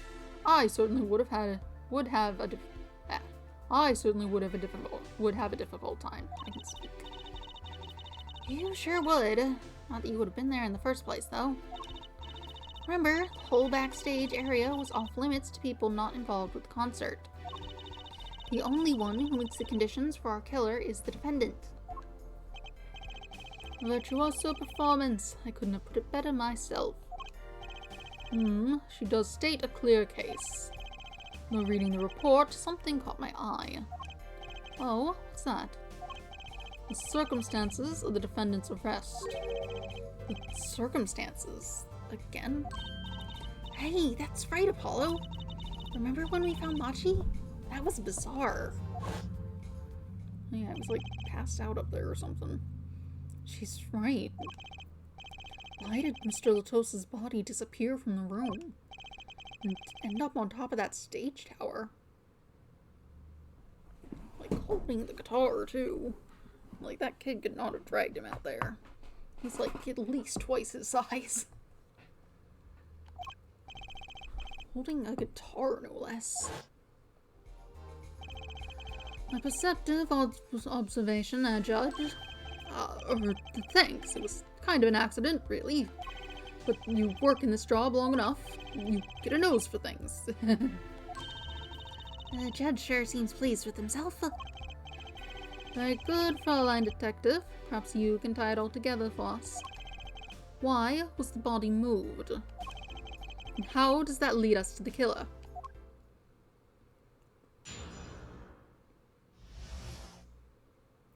The missing body. I believe Machi stole the body because of some lyrics. He moved the body to match Lamidar's song. No one in this country had a motive to kill the victim. And Machi practically left his signature at the scene. All this evidence clearly points to the defendant.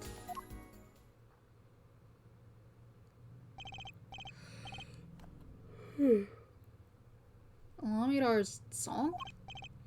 Yes, the guitar's serenade. You noticed its code too, did you not? It's code. All the events that day follow the lyrics to our song. First, the keys my heart held onto so tightly were stolen.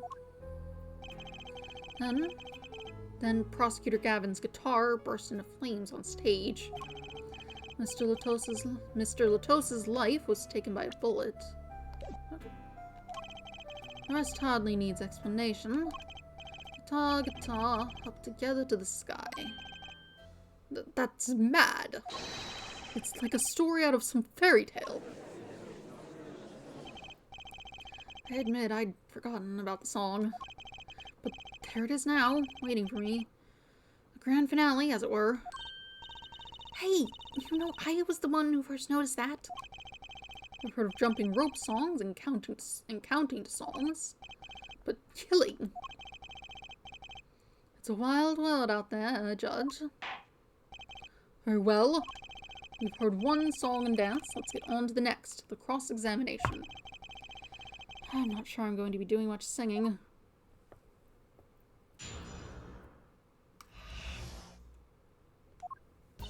Okay. I really need to refill my water. I forgot to do it when I fed the dog.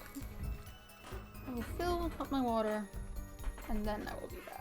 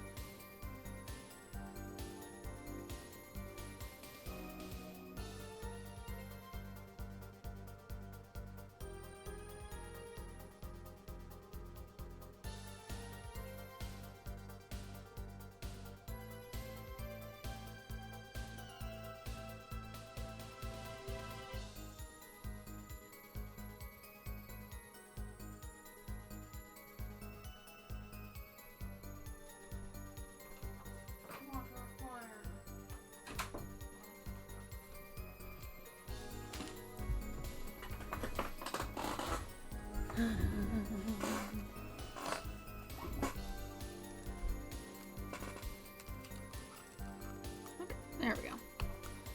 Kicks back off and get right back to it. Leave Machi stole the body because of some lyrics. Hold it! Who would steal a body just to match some lyrics? I didn't believe it myself, but it can't just be a coincidence. But as it is as Fraulein Detective says. Let us begin with the first verse, if you would, Fraulein Detective. What? You want me to sing it? You are the witness, yeah? What did you want me to sing? I warn you, my fee as a vocalist is not trivial. Fine, fine. Let's look at the first part of the lyrics, shall we?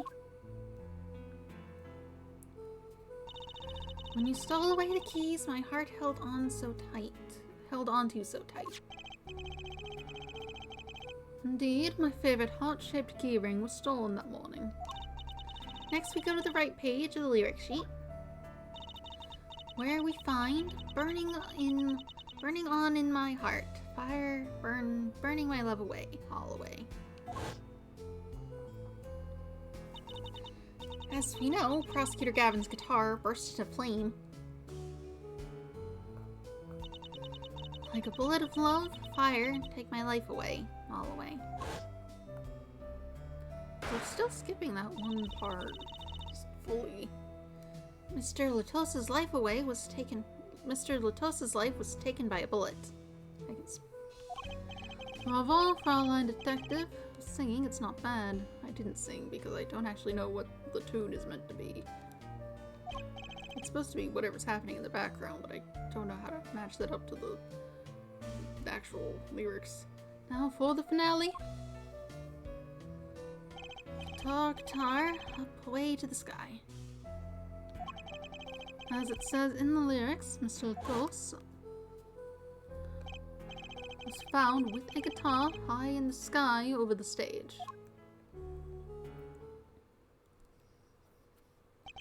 No series of coincidences could be so well conceived. He's right, scientifically speaking. What would Walkie have said? That concert was whack. It's hard to argue when she pours her heart into it like that. Anyway, the shooter. He moved the body to match Lamirar's song. Hold it!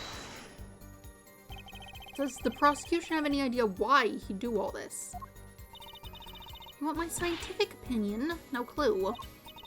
But he clearly had a reason to go through all that trouble. Some deep reason. A deep reason?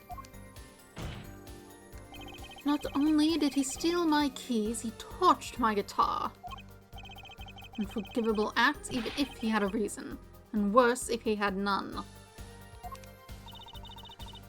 Diva's complaints aside, I can't imagine someone doing this on just a whim. Fraulein Detective, I take offense at that description. Indeed, it does seem too well rehearsed, shall we say. Yes, this crime was planned for sure. No one in this country had a motive to kill the victim. Hold it! But Mr. Latos spoke English. He may have come to this country before. I looked into that, I assure you. Oh. It was his first time in the country, it seems. Apparently, he learned English on his own. This works better if you're talking about Japanese, because there's just like other countries that speak English.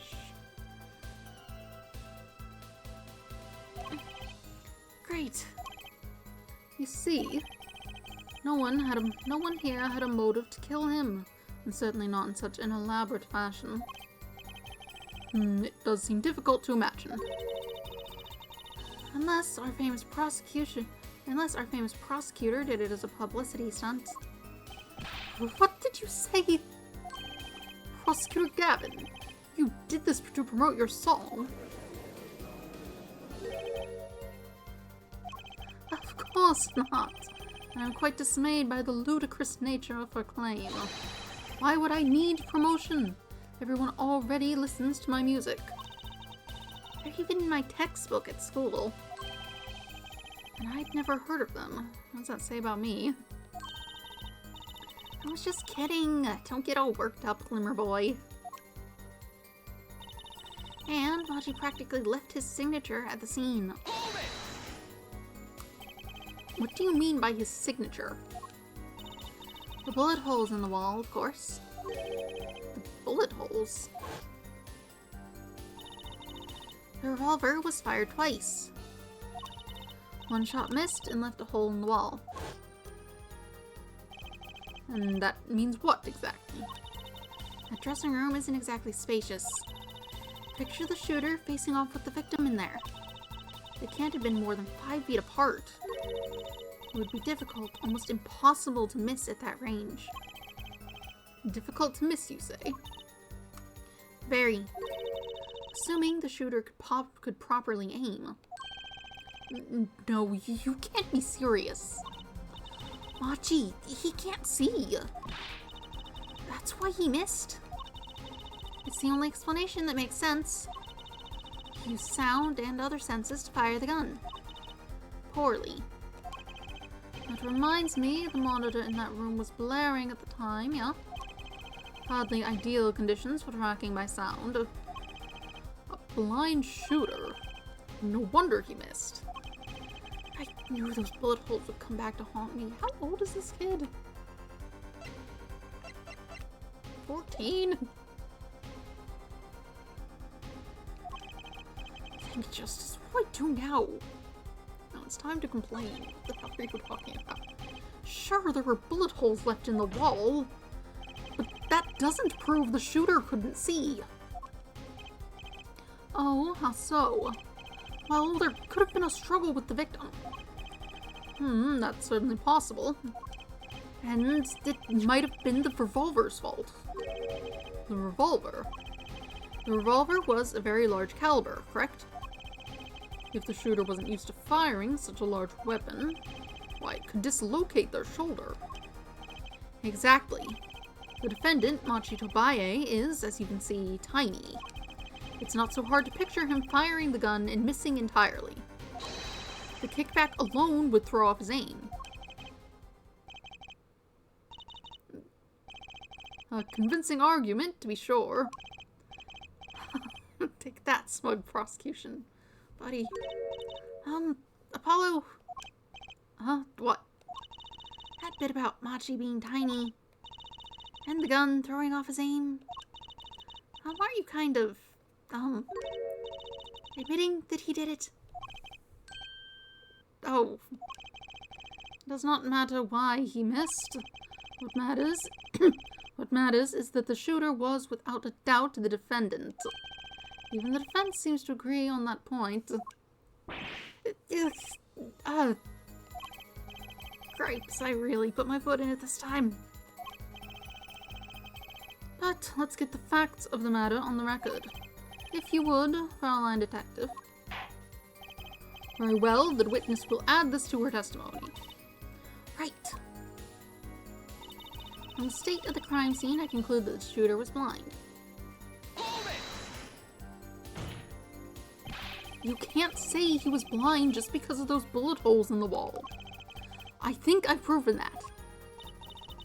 I wouldn't call it proof, per se. Uh-huh. You've merely raised a possibility. Fraulein Detective has made a most logical conjecture based upon the evidence. Of course, there is more evidence than just bullet holes. The defendant was the only one who could have escaped through the air vent. Objection!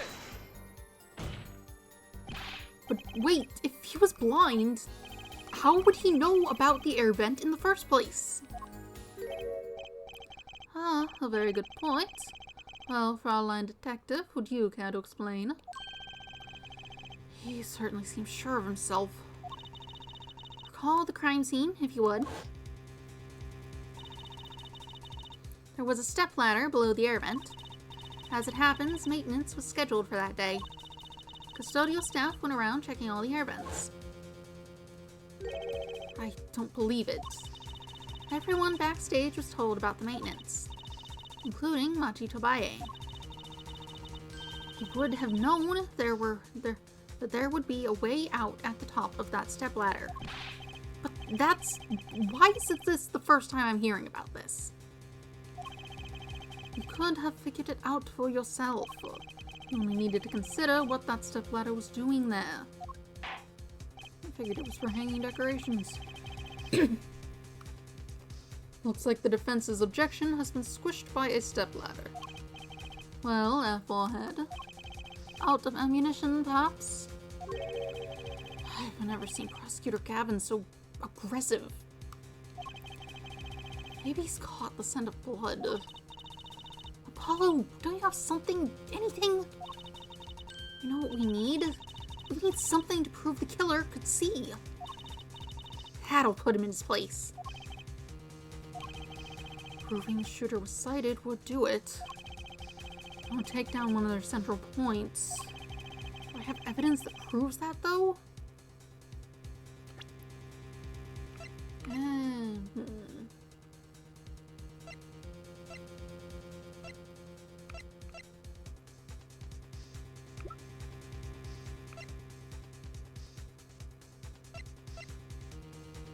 This. Fine. I accept the prosecution's challenge. As I knew you would, Applehead. What exactly am I up against here? The prosecution is saying the shooter missed because they couldn't see. Therefore, Machi, who's blind, did it. The defense will please present their evidence. Evidence that overturns the prosecution's claim that the shooter couldn't see. So this wiped away a bit there. This is that evidence. The photograph of the crime scene. I don't care much for the smirk on Prosecutor Gavin's face. This is no time to think twice. Time to press on. Yes, Your Honor, the crime scene. There is something in here that decisively contradicts the prosecution's point. Then perhaps you'd best show us this something. Get your finger out of the breeze and put it to good use, yeah? Very well, show us what you're talking about, Mr. Justice. The contradiction at the scene of the crime is... The contradiction is right here. The smeared bloodstains. Thought it was just my blurry vision, but it really was blurry. The way the victim's hand is raised above his head looks like a gesture I've seen many times in this court. It's almost as if he wrote something. I get it. At least I think I get it. At what, Fraulein?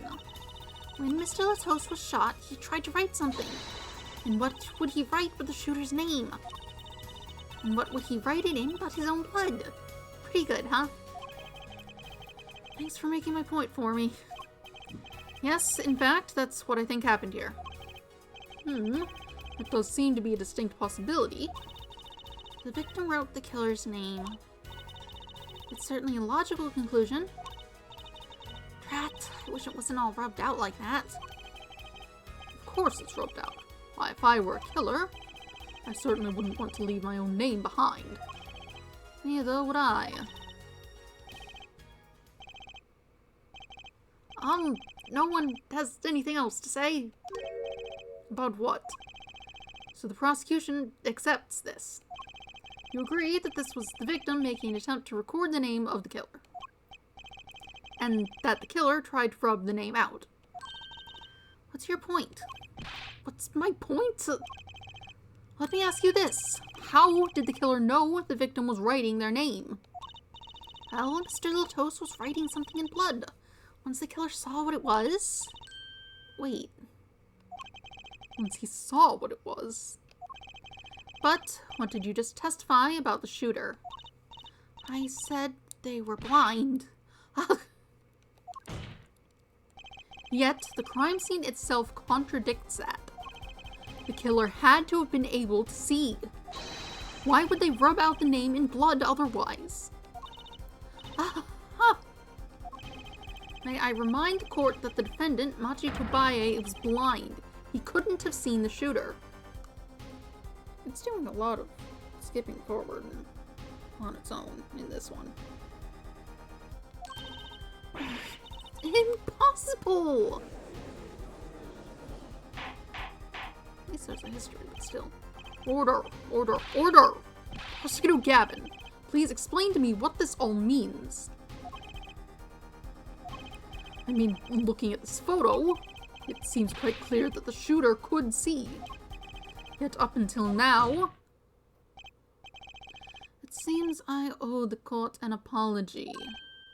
The Gaviniers are a band with law enforcement ties, yet a murder occurred.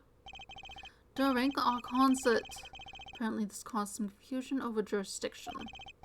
As a result, some reports were not filed in an entirely timely manner. I'm not sure I like the vibe I'm getting here.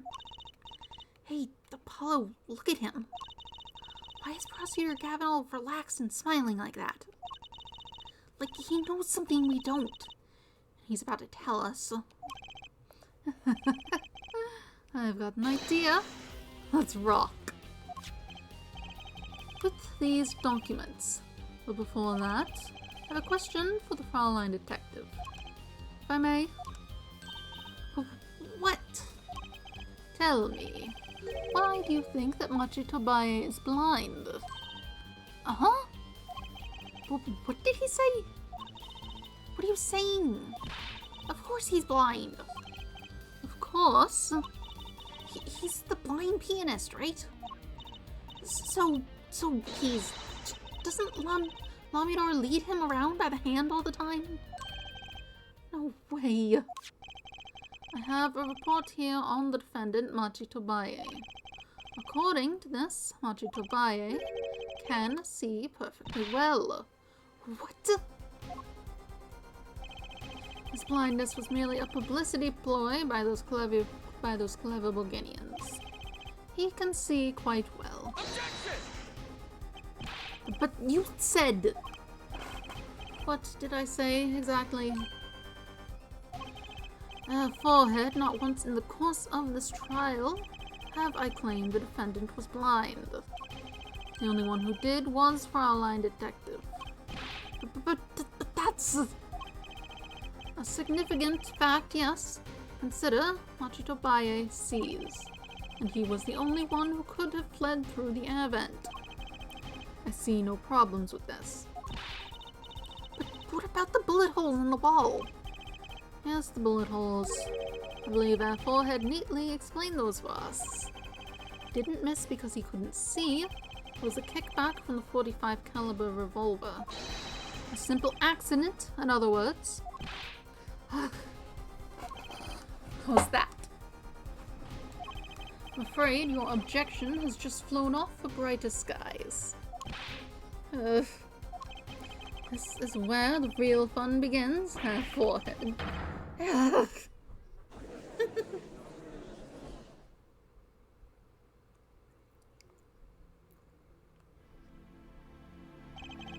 I knew you didn't have what it took. You jerk!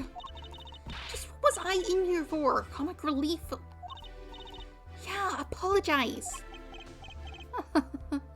Oh, sorry. That's no way to apologize. He's angered the Trucy now. Look out.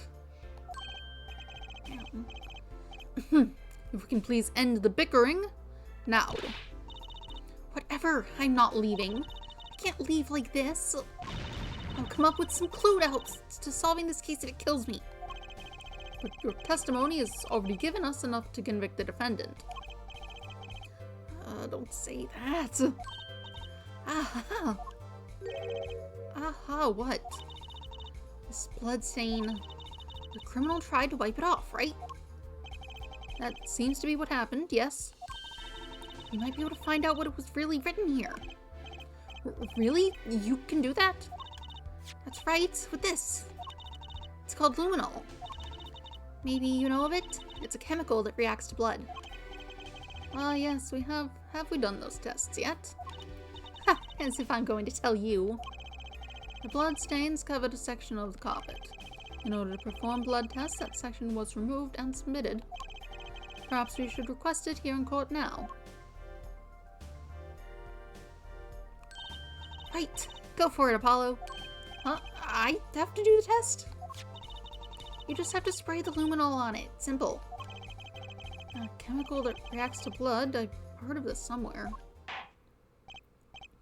Yes, I believe an analysis is called for. Have at it. Right. Ready? It's easy as pie. Just press A to spray an area. Here, give it a try. Yeah, I see the entire court are focused on me. Apollo, your hand's shaking. Ugh. Let's do this. Okay. Looks like some numbers.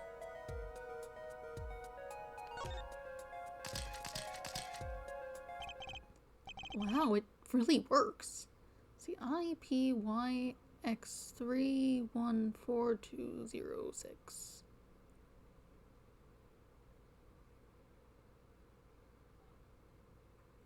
That's not words. This must be the power of science. It says IPXX. Oh. Is there X? Looks like a Y, but whatever. IPXX314206. Is that the killer's name? Maybe it is if the killer was a robot. Aha! I have it. So, what is it? I thought those letters, IPXX, looks familiar.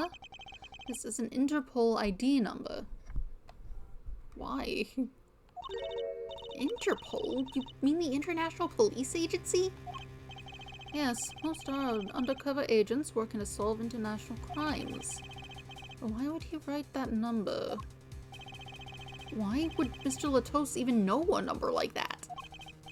Good show, Fraulein Detective. Rock on. Eh? Your Honor, we can verify this number immediately. Darian, are you there? Come up to the witness stand. You're just hanging out. Darian, you heard what we need. Go check into this Interpol ID number. Sure thing. Give me 30 minutes. No, give me 27. Not sure what to think of all this. Prosecution's case is airtight, or so it seems. Yet if this number is really that of an Interpol agent... Oh, wait, I know. What if Machi Tobaye is really an undercover Interpol agent? That would be a possibility. A possibility, yes. Seems a little young for that. And one that would mark him as the killer for certain. Why did Latos know an Interpol ID number? Could it be his own? I don't know why he'd write that down, though. That's what I want to know. Could it be...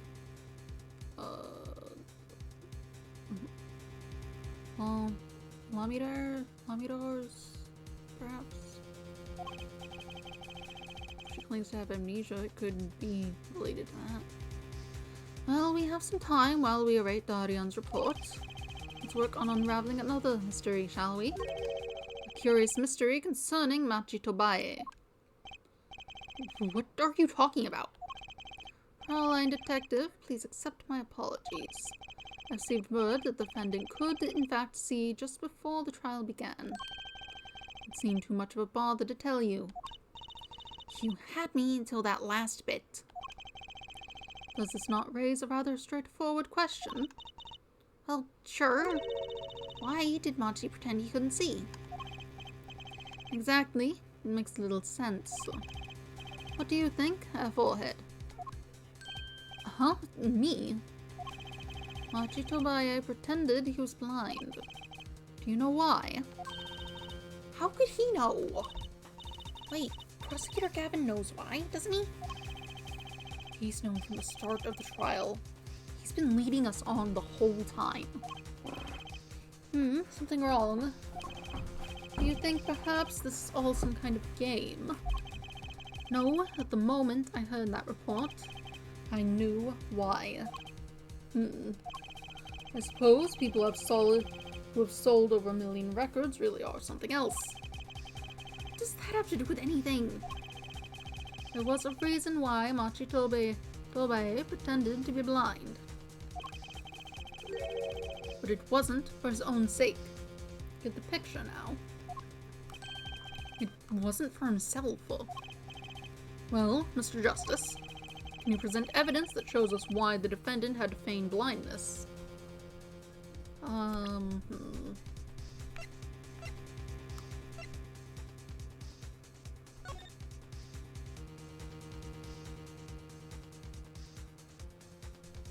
This one? It says sightseeing steak or something. Machi had no reason to pretend he couldn't see. Which means, no, it couldn't be. Good show, Forehead. Seems you've thought of something. Why can't I figure these things out on my own? I hate having to take my cues from this guy. Very well, look at this. This is why he was pretending he couldn't see.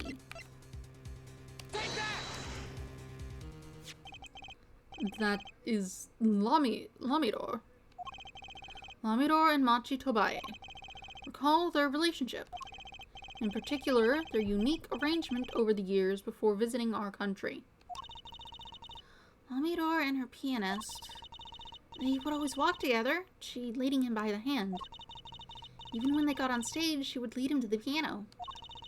She would walk all the way over there with him. That's right, because he was blind. She led him at all times, never letting him go. All times. Yet, we have just learned something that makes their arrangement peculiar indeed. Machi could see. Why did they have to keep up this act the whole time? Well, wasn't it part of their performance? I think there's a simpler explanation. Machi did not need to be led by the hand at all. That can only mean one thing. Really? Really, it was all the other way around. The one who needed to be led by the hand was Lamidor. What's this? So you mean to say that Lamidor is... She's... Yes, Your Honor. Lamidor is blind. What?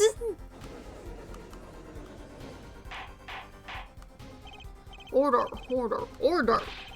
This is crazy. Prosecutor Gavin. Is it now? Please shed some sanity on this madness. The defense has made an outrageous claim. The only thing outrageous I see about the defense is his vast forehead. Yet, I see it is not vast in vain this time. He is quite correct. But that makes no sense. Yeah, wasn't she supposed to be the landscape painter in sound or something? Well, since we have her here, why not ask Lamidor herself? I believe she is still in the witnesses' waiting room. Apollo, what does this mean for our case? Don't ask me. I had no idea she couldn't see. I hadn't even imagined it until now. Bailiff, bring in Lamidor.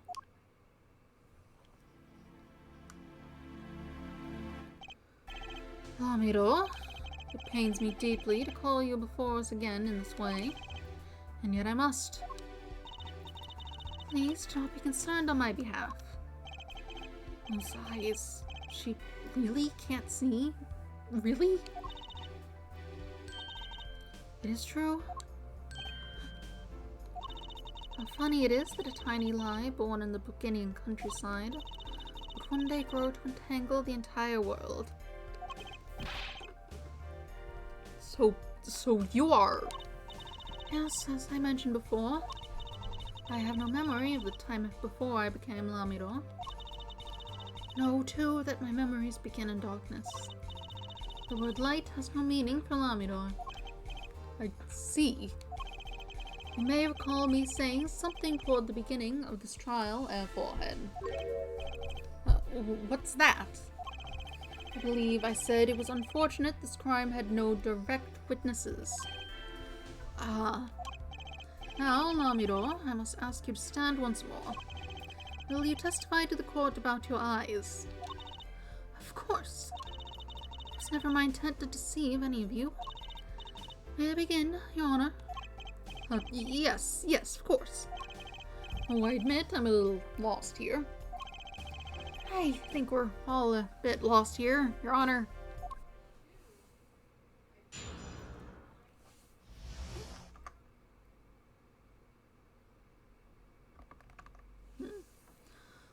Lamidor's eyes.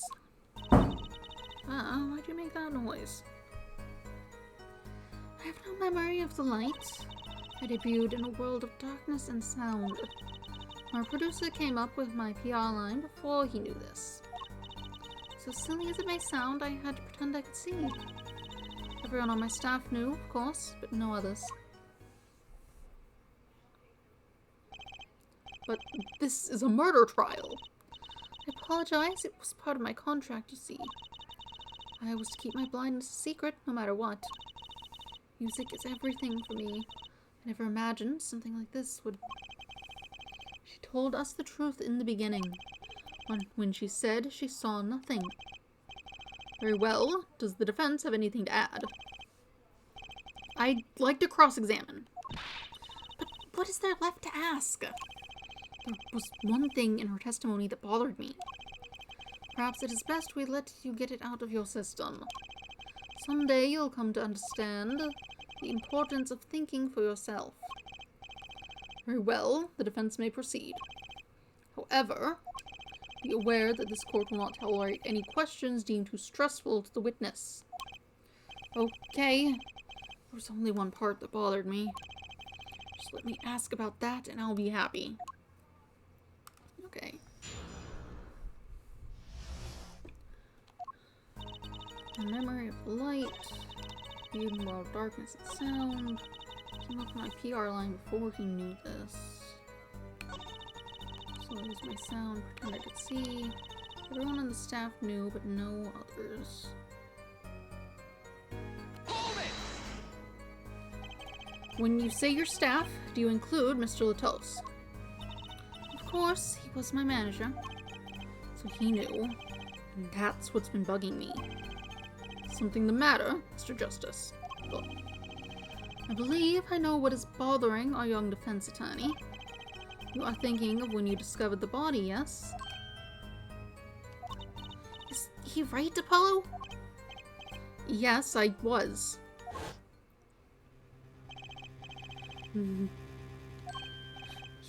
He's alive. Mr. Latos, can you hear me? Cold.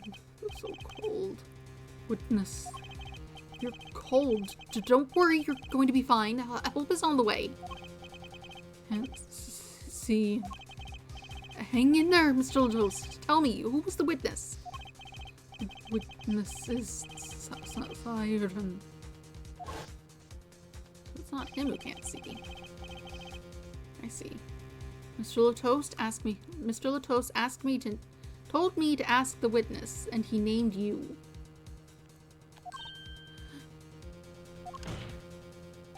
Why would he do that? He knew you were blind.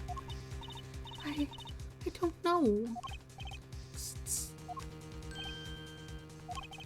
What did I just say? You need to learn to think for yourself. Repeating what? There is no mystery here if you recall everything he said. Think of his last words once more. The witness, Siren. We've heard them many times, along with a little play acting by our defense. I remember them well myself, but that statement is not to what I refer. I mean what he said before that. Before? What came before that? That's right, he tried to tell you. When he said can't see, he wasn't talking about himself.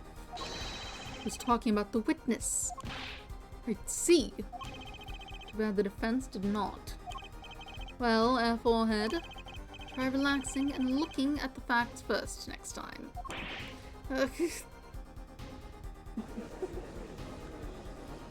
He looks like a who when he does that face. Order! Order! Recall Lamidor's earlier testimony. I was on my way from the stage to the backstage exit. There were 2 shots. I couldn't do anything to stop it. But she couldn't have heard those gunshots. I thought we proved that. Gunshots are louder than voice. That is not the most important point here. The moment he was shot, Mr. Latos witnessed her through that window. Why else would he have named her as the witness? I really did hear them. 2 gunshots and the man's voice. Unfortunately, such a thing was impossible. The window was closed. We have already run a simulation, of course. But it was so clear. If I heard that voice again, I would know it in an instant. Your Honor. What is it, bailiff? Can't you see we're in session here? We have the results back from the investigation. The investigation? Ah, the Interpol number that Mr. Toast left us. Well, let's hear it. We will continue this cross-examination afterward. Detective Crescend, your report, please.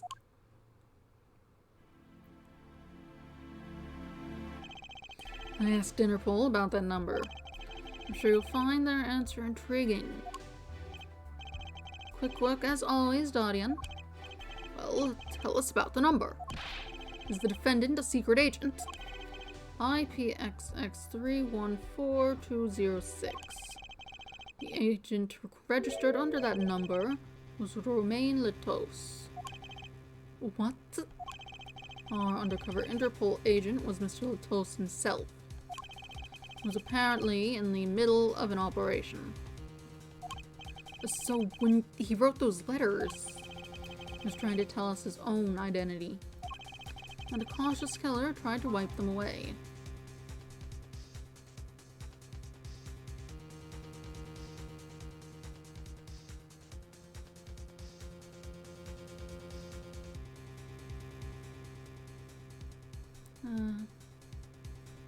Right.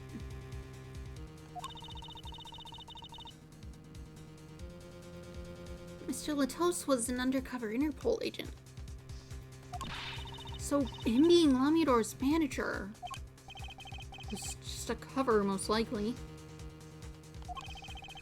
There's one other important detail I found. Well, out with it. It concerns that .45 caliber revolver, the murder weapon. Apparently, it belonged to Romain Letos. He had an Interpol permit to carry firearms. And the registration number on the revolver matched. So the victim was killed with his own weapon, which makes sense. It's hard to imagine someone who wasn't an Interpol agent with such a large revolver. So the victim was an Interpol agent on an undercover op. I wonder how that ties into everything. It's got to tie in somehow, you'd think. Yeah, somehow. Thanks for looking into that for us, Detective Crescend. It's a great help. Oh, no problem at all, Your Honor. I'll be heading out.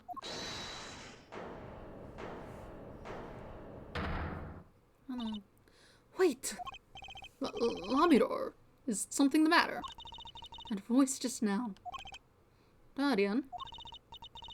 Mr. Darian, is it? It was him. I'm sure of it. It was him. You weren't saying. That voice I heard talked to Mr. Letos when I heard the gunshots fired. It was him. It was Mr. Darian. Darian. This is some kind of joke. What? What? No way. Wasn't he on stage? The courtroom fell into such a chaotic state the trial had to be suspended temporarily.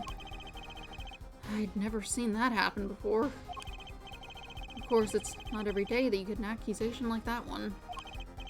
Lamidor fingering Darian Crescend. Not only is he a guitarist, he's a detective. Could it really have been his voice Lamidor heard? Things were changing fast, and frankly, I wasn't sure I could keep up with it. Hey, no, whip me out now, Apollo.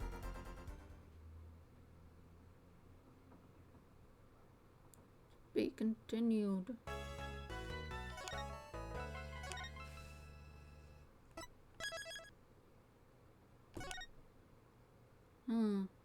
Okay, we're just leaving the court. Time to do more investigation.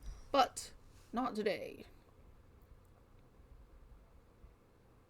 Because it's 11 and the lawn is about to implode also. Good place to stop. We can investigate next time. But next time is not going to be Monday. Monday is going to be Professor Layton, because I didn't get to do it on Wednesday because the internet was dead for some... No, that's exactly not what I meant to do. Whatever. I just went to the thing. I don't need to save. I just saved.